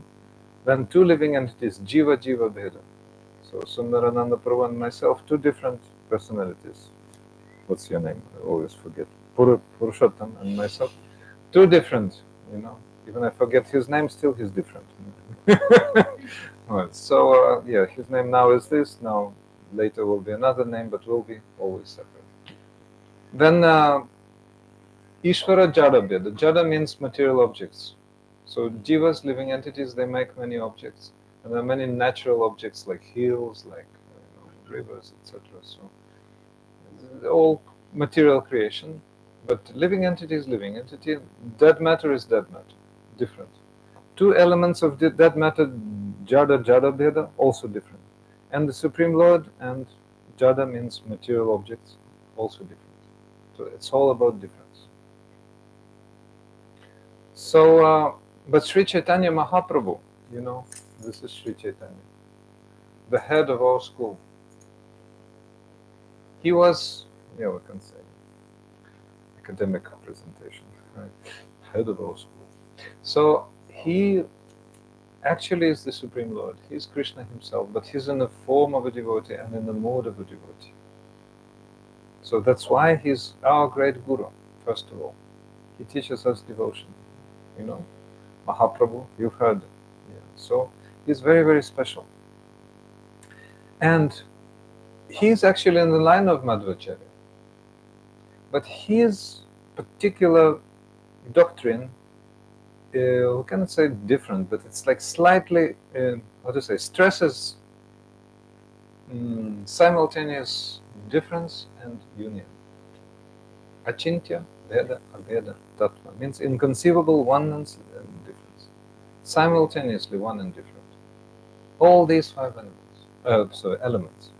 All these 5 elements are simultaneously one and different. So the Supreme Lord and living entities. Like we have qualities of the Supreme Lord, but to very, very minute degree. The Supreme Lord is beautiful, but also beautiful to some degree. So after some time goes down. But like in the Lord, they never diminish. Never diminish. They become nicer and nicer, more beautiful, more beautiful. You can sing, you can read those songs of our acharyas, great teachers, how they meditate on Krishna and they see newer and newer and newer features of His incomparable beauty, like this. So Madhvacharya was like this, and Sri Baladeva Vidyabhusana Prabhu was very much attracted to his doctrine, so he was under him. But then he went to Jagannath Puri, same city, Jagannath Puri. And in Jagannath Puri he found some scriptures of Srila Jiva Goswami, 6 sandarbhas, 6 great treatises, Tattva Sandarbha, Paramatma Sandarbha, Bhakti Sandarbha, Bhagavad Sandarbha, those 6, Krishna Sandarbha, Krama Sandarbha. Anyway, so he read all that. Since he was very philosophical, he could understand, this doctrine is like same of that Madhvacharya, but it shows the whole picture in a universal manner, completely universal manner, from all sides, all possible sides. Everything is depicted, everything is explained proper way. So that's why he went to Vrindavan again, same as Shachimata. He went to Vrindavan and he found there Sri Vishwanath Chakravarti Thakur. So under Sri Vishwanath Chakravarti Thakur he was studying. Sri Vishwanath Chakravarti Thakur soon became very elderly.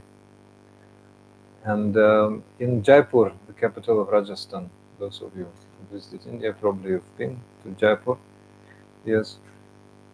So in Jaipur, there are original temples, original deities of Vrindavan. So the original deity of Vrindavan, the main original deity is Govinda. It's wonderful Krishna, who is casting side glances and those who see him never return home, because their paths are pierced forever, like this. Let's go in there. Anyway, it's a long story. I have to speak in codes because I'm concentrated, but many things to say also. So, when Muslims came and they invaded Vrindavan, they desecrated the temple. Before that, great devotees, Brahmanas, they knew that the Muslim warriors about to come, so they transferred the deities, almost all of them, to Rajasthan, mostly Jaipur, the capital. Madan Mohan originally is in Karoli, and Radharaman stayed in Vrindavan, very small deity. So Govinda is in Jaipur, the original Govinda. So king of Jaipur was worshipping Radha and Krishna, Radha and Govinda.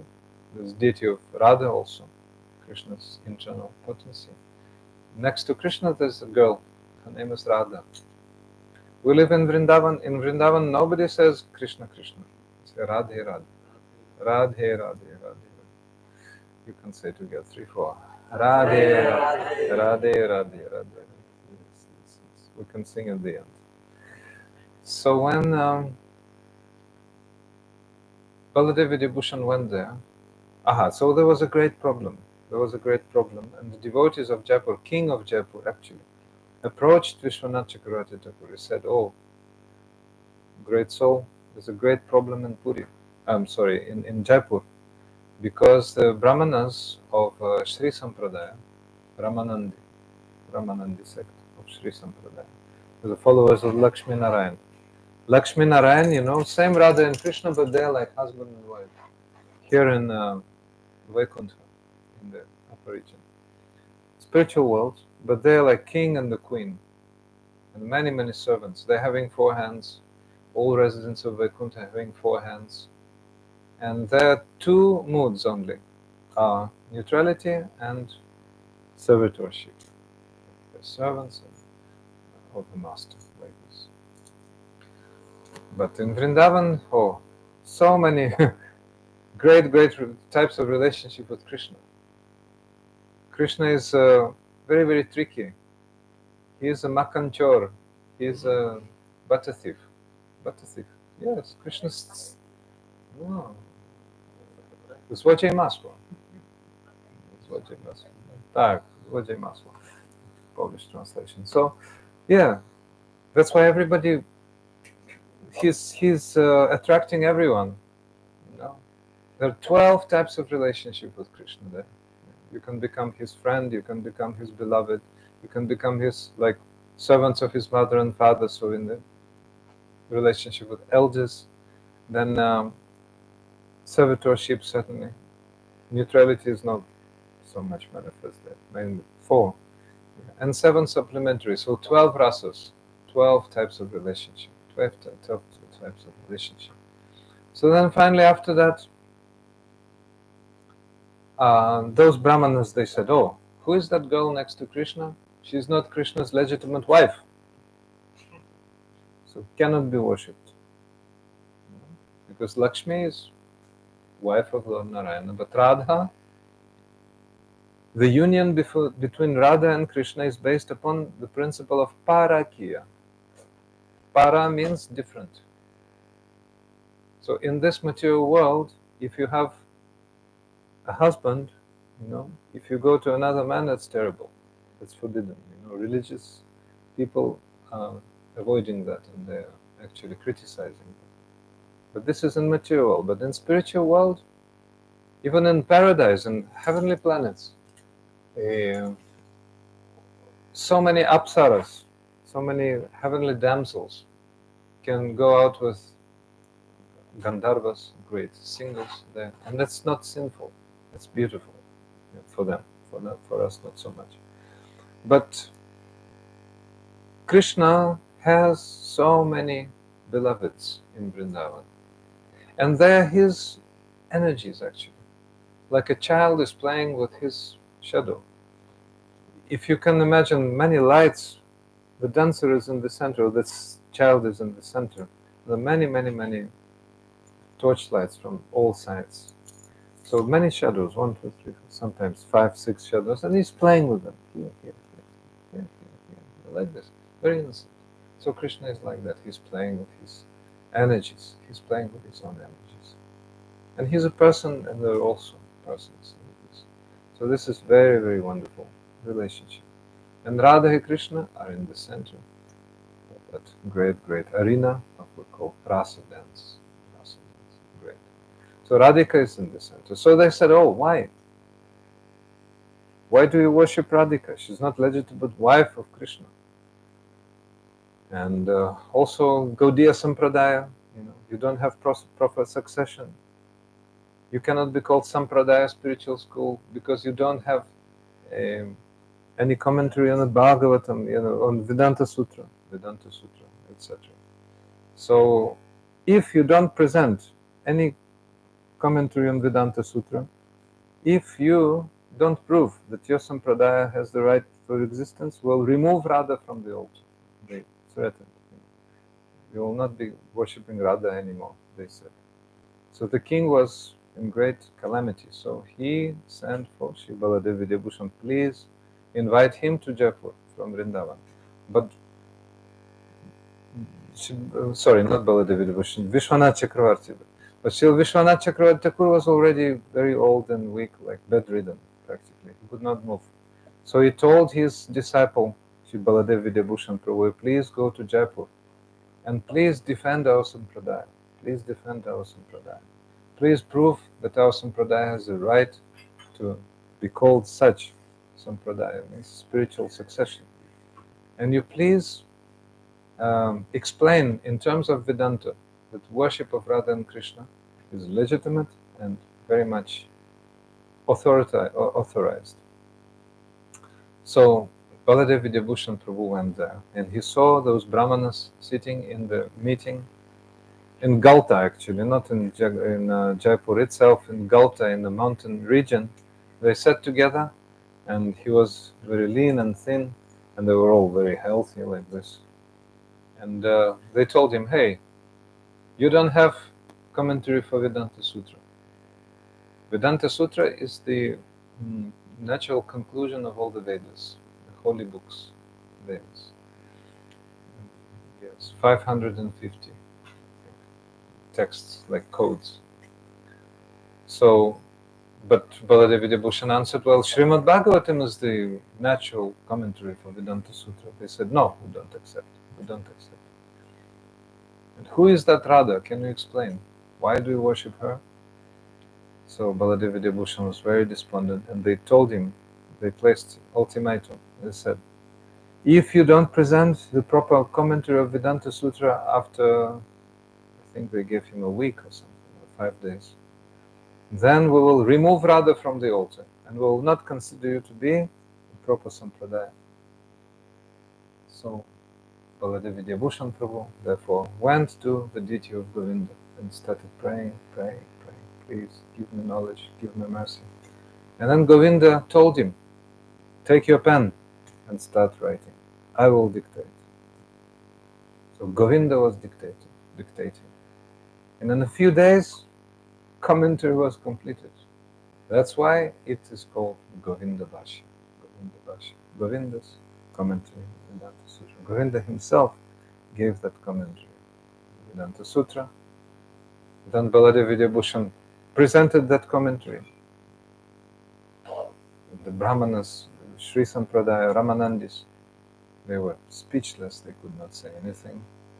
And all their conclusions were defeated by Baladeva Vidyabhusana Prabhu because he was an unprecedented philosopher.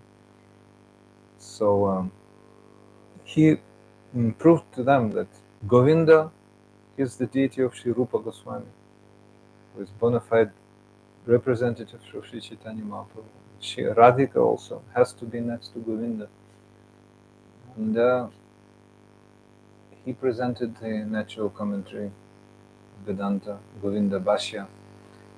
So Sri Baladeva Vidyabhusana Prabhu also formulated so many doctrines, philosophical doctrines we use every day in our understanding of spirituality. He said that the main praman, main proof, is actually Krishna himself, because he is the supreme existence. But also Krishna and four other factors are prameya. Prameya means which is to be proved. So there are 5 factors, he said. Ishvara, Jiva, Prakriti, Kala, and Karma. 5. Ishvara, Supreme Lord; Prakriti, material nature; Prakriti. Ishvara, Jiva, Jiva, living entity; Prakriti, Kala means time, and Karma means activity and the results of activity. So 4 out of 5 are eternal. But the 5th one, Karma, is not eternal. Karma disappears. When you perform intense bhakti, devotional service, then karma disappears. Karma is not eternal. Ishvara is eternal, Supreme Lord. Jiva is eternal, living entity. Time is eternal. Material nature also, because sometimes disappears, sometimes appears, but actually eternal. Same about the time, material time. These universes, they're sometimes created by Vishnu, they come out of his pores, then they come back. And then do it in the kitchen. So, and then we can say that they are eternal, and karma is not eternal. So we're eternally indebted to Sri Baladeva Vidyabhusana Prabhu, because he is the unprecedented Gaudiya Vedanta Acharya, and he proved that Gaudiya Sampradaya has the right for existence, not only the right of existence, this is the great central part of the all the 4 Sampradayas. That's why when Srila Bhaktisiddhanta Saraswati Prabhupada established his Gaudiya Mat, initial Gaudiya Mat, Sri Chaitanya Mat in Mayapur, he put the acharyas of the 4 Sampradayas around Sri Chaitanya Mahaprabhu, who is in the center, Sri Gauranga Mahaprabhu, Gandharvika Giridhari, so the acharyas of the 4 Sampradayas, Ramanuja and Madhvacharya a bit closer, and Nimbaditya and Vishnu Swami a bit further away. Anyway, Sri Chaitanya Mahaprabhu has synthesized the teachings of all the 4 Sampradayas. Very deep subjects. We're very happy. Today is a great, great day. Tomorrow also, very great day. Tomorrow is Ekadashi. Have you heard about Ekadashi? Yes. So, have you ever followed Ekadashi? No. You. Ekadashi is the 11th day of the moon. That 11th day of the moon, Ekadashi, Eka means 1 and Dashi means the 10, so 11th day of the moon. We follow moon's calendar. The thing is, according to the rules of this nature, material nature, when we cook something, then the reactions of our deeds come into the grains. Right? These grains, they contain, how to say, consciousness, concentrated consciousness. But on the 11th day of the moon, all the sins of all the humanity enter the grains. So those who eat grains on that day, they eat all kinds of sins of all humanity. Terrible amount of sins of all humanity. So that's why we escape grains, and also that day gives devotion. If we follow Ekadashi, if we think about Krishna, if we sing about Krishna, if we worship Krishna, if we remember Krishna, then devotion will come very, very, very quickly. So tomorrow, please observe Ekadashi. If you want to start observing Ekadashi, please just give me your WhatsApp contacts. I will send you the rules in a PDF file. And also tomorrow we have a program in Watford. So if you cannot come there, quite fast, so you can watch online. And we're very happy to be able to be here with Krsnadasa Prabhu And your name is again Shyama. So we're very, very happy. Sri Baladeva Vidyabhusana Prabhu ki jai, Sri Gangamata Goswamini ki jai, Sri Ganga-dasahara ki jai, Ganga Devi ki jai, Tai Gaur Premanande Hari Hari Om. So now we have to sing Kirtan, loud Kirtan, last Kirtan. Before that, if you have any questions, most welcome. This is like a free discussion period. We can discuss anything. You can ask. Yes. When I went to, it was on about the Ganges, the Yeah. Ganga, Yeah. and you know that when you go to Varanasi, there's that burning place where hundreds of people come to die and burn because they believe they're going to go to liberation. Yeah. What is that liberation they're going into? Where are they going? Okay, so Varanasi is the place of Lord Shiva. That's his capital. Mostly those people, they follow Advaita Vedanta doctrine.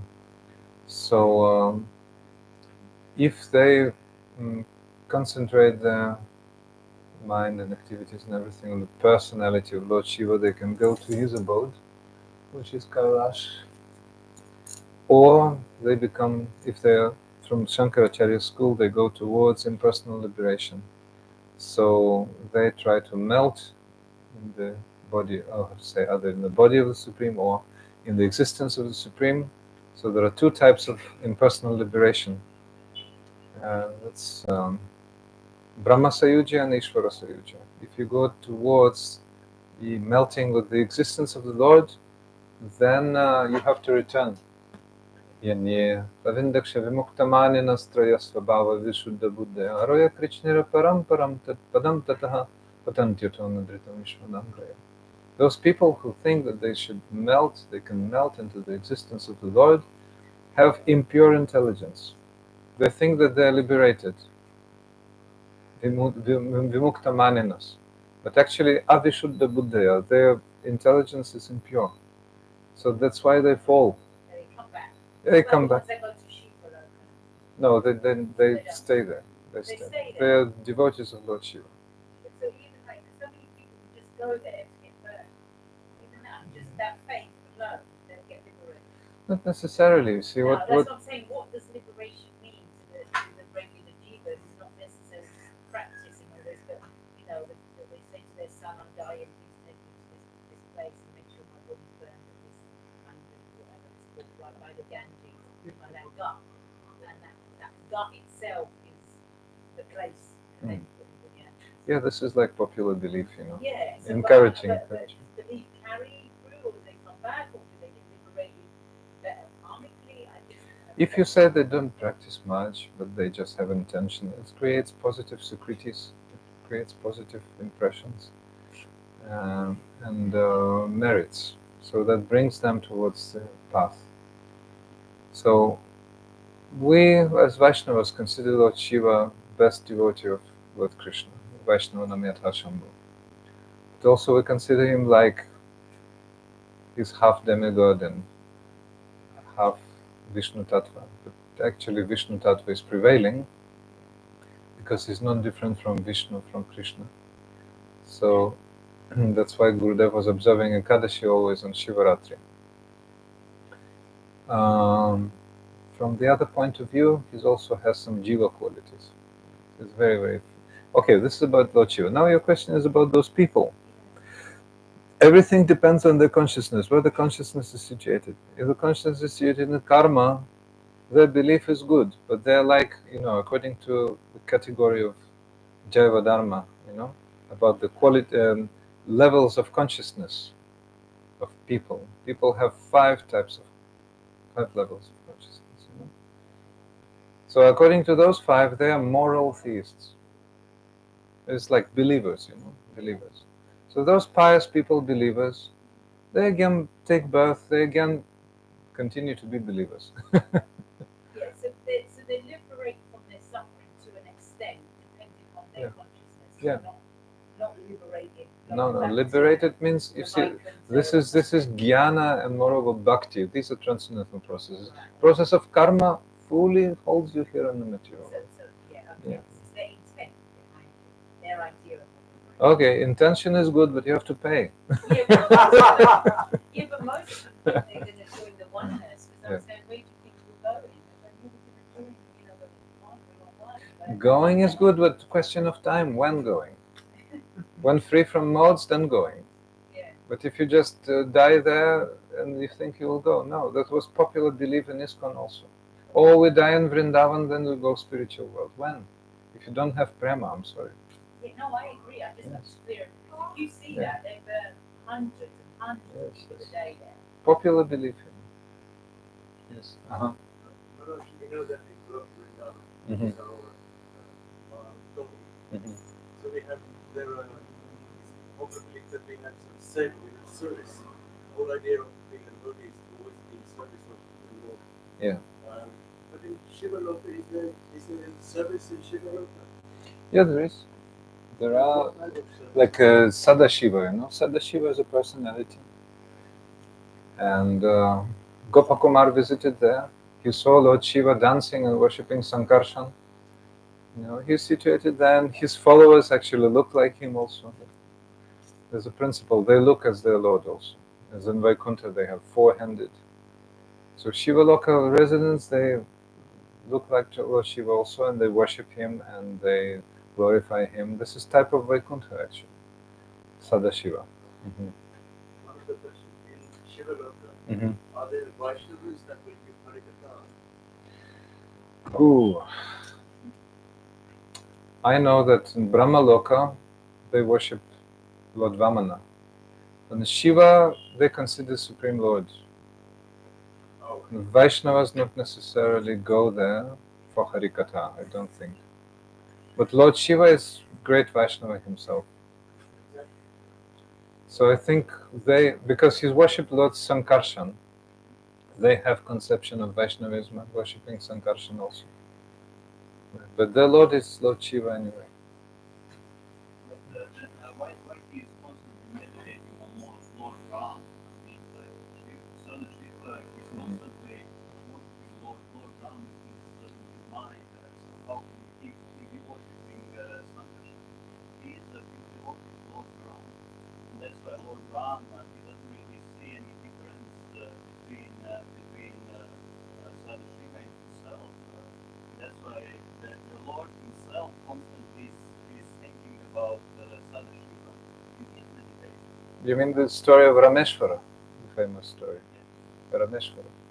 The story of Rameshwara goes as follows. You know Rameshwara in South India? Rameshwara, yes. When Lord Ram was here, then he was in his human-like pastimes, worshipping Lord Shiva.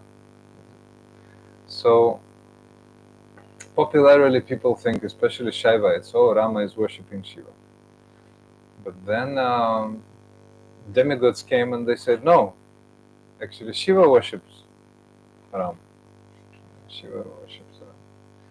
Oh, no, sorry, they said they're equally worshipable. Ram and Shiva are equally worshipable. Then Rameshwar Mahadev broke open and he said, no, I am worshipping Lord Ram, yes. But constitutionally, when Gopakumar went to Shiva Loka, he saw him worshipping Sankarshan all the time. All the time. But his Ishtadev is Sankarshan. But he sees Ram also as a representation of his Sankarshan. He's always meditating. Gopakumar saw him meditating with Sankarshan. That's his constitutional position. Same as Ramanandis, for example, and Vaishnavas who see Lakshmi Narayana as the Ishtadevs. They see Radha and Krishna as Lakshmi Narayana. So in that same way, like projection. We see Lakshmi Narayana as Radha and Krishna, they see the opposite. It's like from which point you see, which point you look. And we tend to take, black and white. Black or white, positive or negative, like this we're thinking. But it's all... But from Tattva point of view, Tattva is like mathematics. Tattva is very much, precise. So we have to see, we have to know what is their intention actually. But Gopakumar saw, you can see Brihad Bhagavatamrita, Srila Sanatana Goswami saying, deity of Sankarshan, like his Ishtadev, Sankarshan. Maybe for example, I mean, like we are constantly doesn't mean that we are constantly with someone together. Yes. Yeah. I mean, let's say, for example, I would go to some person and I would see him doing some activities and I would stay with him for some time. Oh. There are two aspects. First, it doesn't mean that that person constantly will be doing the same activities in the same way every day.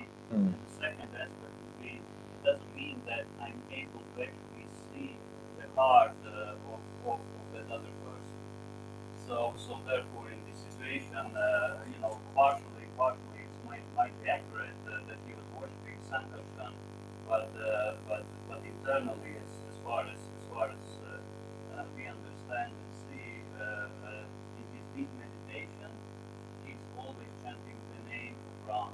Yeah. Yeah, so that's why he is constantly worshiping Lord Ram. So externally, yes, maybe whatever is the external situation, internally it's But different. Gopakumar didn't see him worshipping Ram, he saw him worshipping Sankarshan. Well, I understand that, but Gopa Kumar, he hadn't stayed with him like all the time. He went there and then he carried on to his journey. So So he Gopakumar, haven't- yes, Gopakumar, and Gopakumar went to his abode. Yes, but he haven't stayed there for all the time. It's like, if I would go to someone's house, I'm not staying in that house for all the time. One person. No, not necessarily. His Ishtadev is Sankarshan. Okay. Any more questions? Mhm. Is there any text Sri Prabhu explains about Advaita or Vedanta? So, is there any explanation? Mahaprabhu explained. She spoke. Keshava Kashmiri, yes. But it's He not. explained, but is there any text exactly what he said? How he explained? Kaviraj Goswami gave probably his maximum. But Mahaprabhu explained Vedanta in detail so much to Sanatana Goswami. Yes, from the very beginning. He gave explanation also later to Sarvabhauma Bhattacharya. So much. He gave explanation. So also, what Mahaprabhu heard from Raya Ramananda, that's the like pivot of Vedanta. The Rasa Siddhanta is explained in full. So then, regarding, you mean Vedanta Sutra? Yeah, but Vedanta Sutra explanation. he said you're covering like sun Oh, yeah. by cloud. But Yeah. what exactly he said? Chaitanya Charitamrita. He was explaining. Even before that, Gopinathacharya was explaining to Sarvabhauma Bhattacharya a lot about doctrine of Sri Chaitanya Mahaprabhu. He was defeating him. He was Gopinathacharya. So, no. Is it called? Son-in-law. Son-in-law of Sarvabhauma Bhattacharya, his daughter's husband. So he was explaining a lot about Sri Chaitanya Mahaprabhu's identity. He was saying that, he comes as Tri-Yuga, non-incarnation of the Lord comes during Kali Yuga, and he was saying that he's Lord himself. Then Gopinathacharya laughing, he said you don't understand that Lila Avatara doesn't come during Kali Yuga. Yes, Lila Avatara doesn't come, but Gupta Avatar Sri Chaitanya Mahaprabhu comes. And he's actually Krishna himself, Ticham Shakala from Sakrishna to Bhagavan Swayam. So that's why. Why he said Gopinathacharya? Why? Because he was so much, like they were friendly. And they had an argument actually. Yeah, son-in-law. So before they met Sri Chaitanya Mahaprabhu, even. So they were saying, he's a young sannyasi and this and that. So they had a conversation. Gopinathacharya presented many points. So this is a part of, what to say, lila of diverting Sarvabhauma Bhattacharya. Okay, many points, many devotees, yes. I was just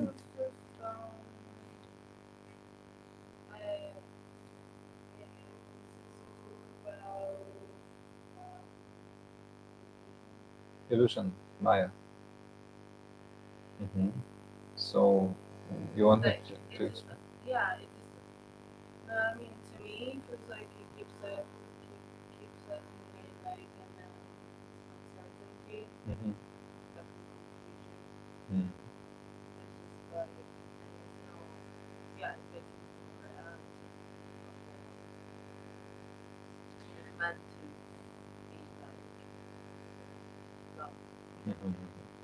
Okay. So I wanted to know what you mean on there and how to understand.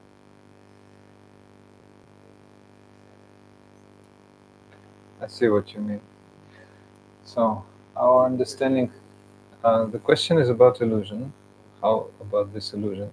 Because illusion probably pertains the non-existence, but we're talking about love, if I got completely correctly.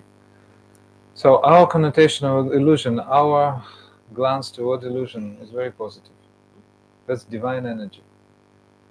And that's one of the divine energies of the Lord. It's not something which does not exist. It exists, but temporarily. Our view towards illusion is as upon a temporary manifestation. Temporary manifestations. And then I think sorry, and then it is sought to like, so you can search and then you can like find find the truth in that situation. Yes. Yes. So it serves a purpose. Yeah, this illusory energy has two faculties. Avaranatmika, prakshatatmika. Avaranatmika is cover, the jiva, living soul, and prakshatatmika, dragging down. So these two faculties of illusion. Those people who don't want to surrender to Krishna, so they are bound by this illusion in this material world. So then finally, by being beaten by Maya, and there are three hammers, sattva, rajas, tamas, means goodness, passion, ignorance, they become ready, in the way as gold, as gold is on the annual of, yes, of material, yes, Javadharma. One second. So the gold becomes more qualified by being beaten more. So we put our hands like this, finally, like this. Please accept. Not like this already, but surrender, yes. No other position for the hands. Your hands, you cannot stop the beatings of the hammers. So finally we go like this. What's the best way to surrender? Just do like this. Really, that's too simple. Yeah.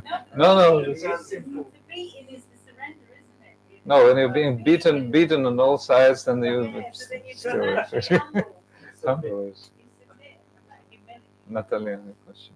Sorry, a question on this earlier, but Yeah. the different levels of consciousness, and you mentioned there were 5. Mm. Would you mind explaining that? Oh yeah. Thank you so much. Yeah, because so many things that sometimes touch and flow Yeah. carries me away. So okay, so the first one is immoral atheists. First one, immoral atheists, like wild people, cannibals, tribal people, worshipping ghosts, killing each other, like this. Tribal atheists, or tribal atheists, immoral atheists. Immoral atheists. Second one is moral atheists. Communists, Chinese, Soviets. Yeah. Is it so? Yeah, because they have moral codes. When I was young, Soviet Union, then yeah, they had no religion, but moral codes of a communist builder.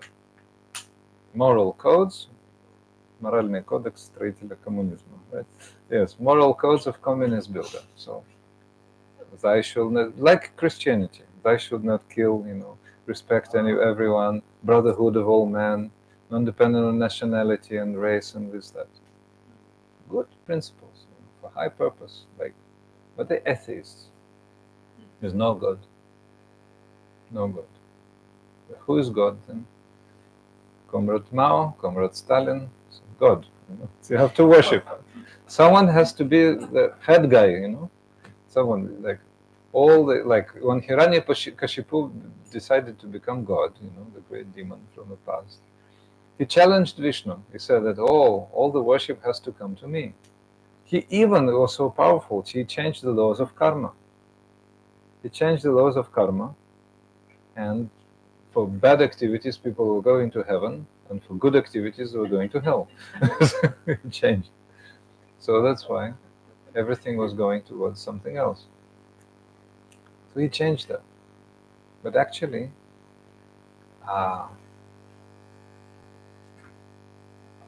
so in that state of moral atheism, you have to still worship someone. So worship like moral theists or moral atheists, they worship some political leaders or whoever else. Then, very popular level, third level we're discussing, that is moral theism. Moral theism. So consciousness is still higher. Consciousness is still higher. So if the consciousness of immoral atheists and moral atheists is just budding, opening, then moral theism brings the consciousness opening a little bit. So this is like beginning of blossoming consciousness. Blossoming consciousness becomes completely manifest on the level of sadhana bhakti. This is fourth level of consciousness. Sadhana bhakti means regular devotional service. How to say, one-pointed. I want to go to Krishna or Vishnu here. I want to go to spiritual world like this.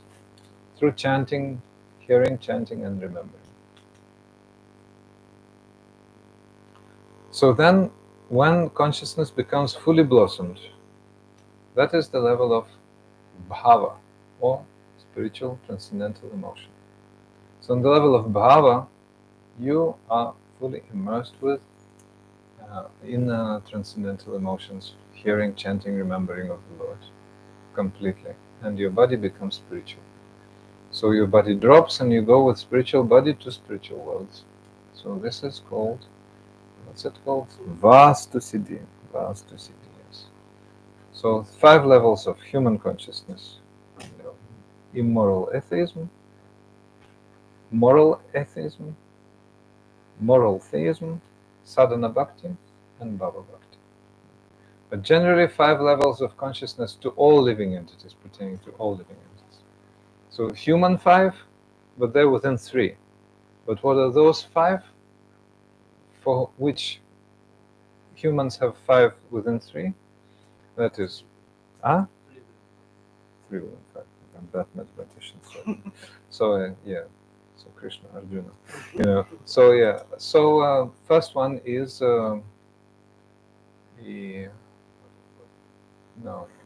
First one is, remember our lessons in Crowley down. I forgot. What is the first level? Hey, you should help me, Lavanya. No, different opera. It's a different opera. So first one is Achadita Chetana. Achadita Chetana, fully covered consciousness. Stones, what's it called? Trees, minerals, completely covered. They're not moving. Consciousness is very primitive, completely. Not, yes, wrapped, yes, completely, like seed. So that is called Achadita, means covered. Then Mukulita Chetana. Mukulita Chetana is a shrunken consciousness. Mukulita Chetana, shrunken consciousness. Sankuchita. No, Sankuchita. They said Mukulita. Sankuchita. Budding. Sankuchita, thank you. Sankuchita. Sankuchita Chetana means shrunken. So animals, Haribol, see? Second level of consciousness. Second level, translating which language? So shrunken. Yeah, so shrunken consciousness. Shrunken means consciousness is more developed than of minerals and yes, plants, yeah, but animals, reptiles, fish, those cannot speak. Very, very primitive thinking, so shrunken. They're like pressed so much by their conditioning. And human already budding means mukulita. Yes, mukulita, vikasita, purna vikasita means budding, then blossoming and fully blossoming. This pertains to human. Like this. So our consciousness is budding. It has to be fully blossomed. That's it. It's process of yoga brings it. It's a spiritual upliftment. That's how it is. Hare Krishna. So, well, it's already getting late, so we have to sing quickly. Before 9 o'clock, we have to sing moderately loud. But I wanted to dance actually with you, but we can, still can. Thank you so much. Radhe Radhe. So, we'll see some of you in Watford tomorrow. Rasarajas Ekadashi. Huh? What?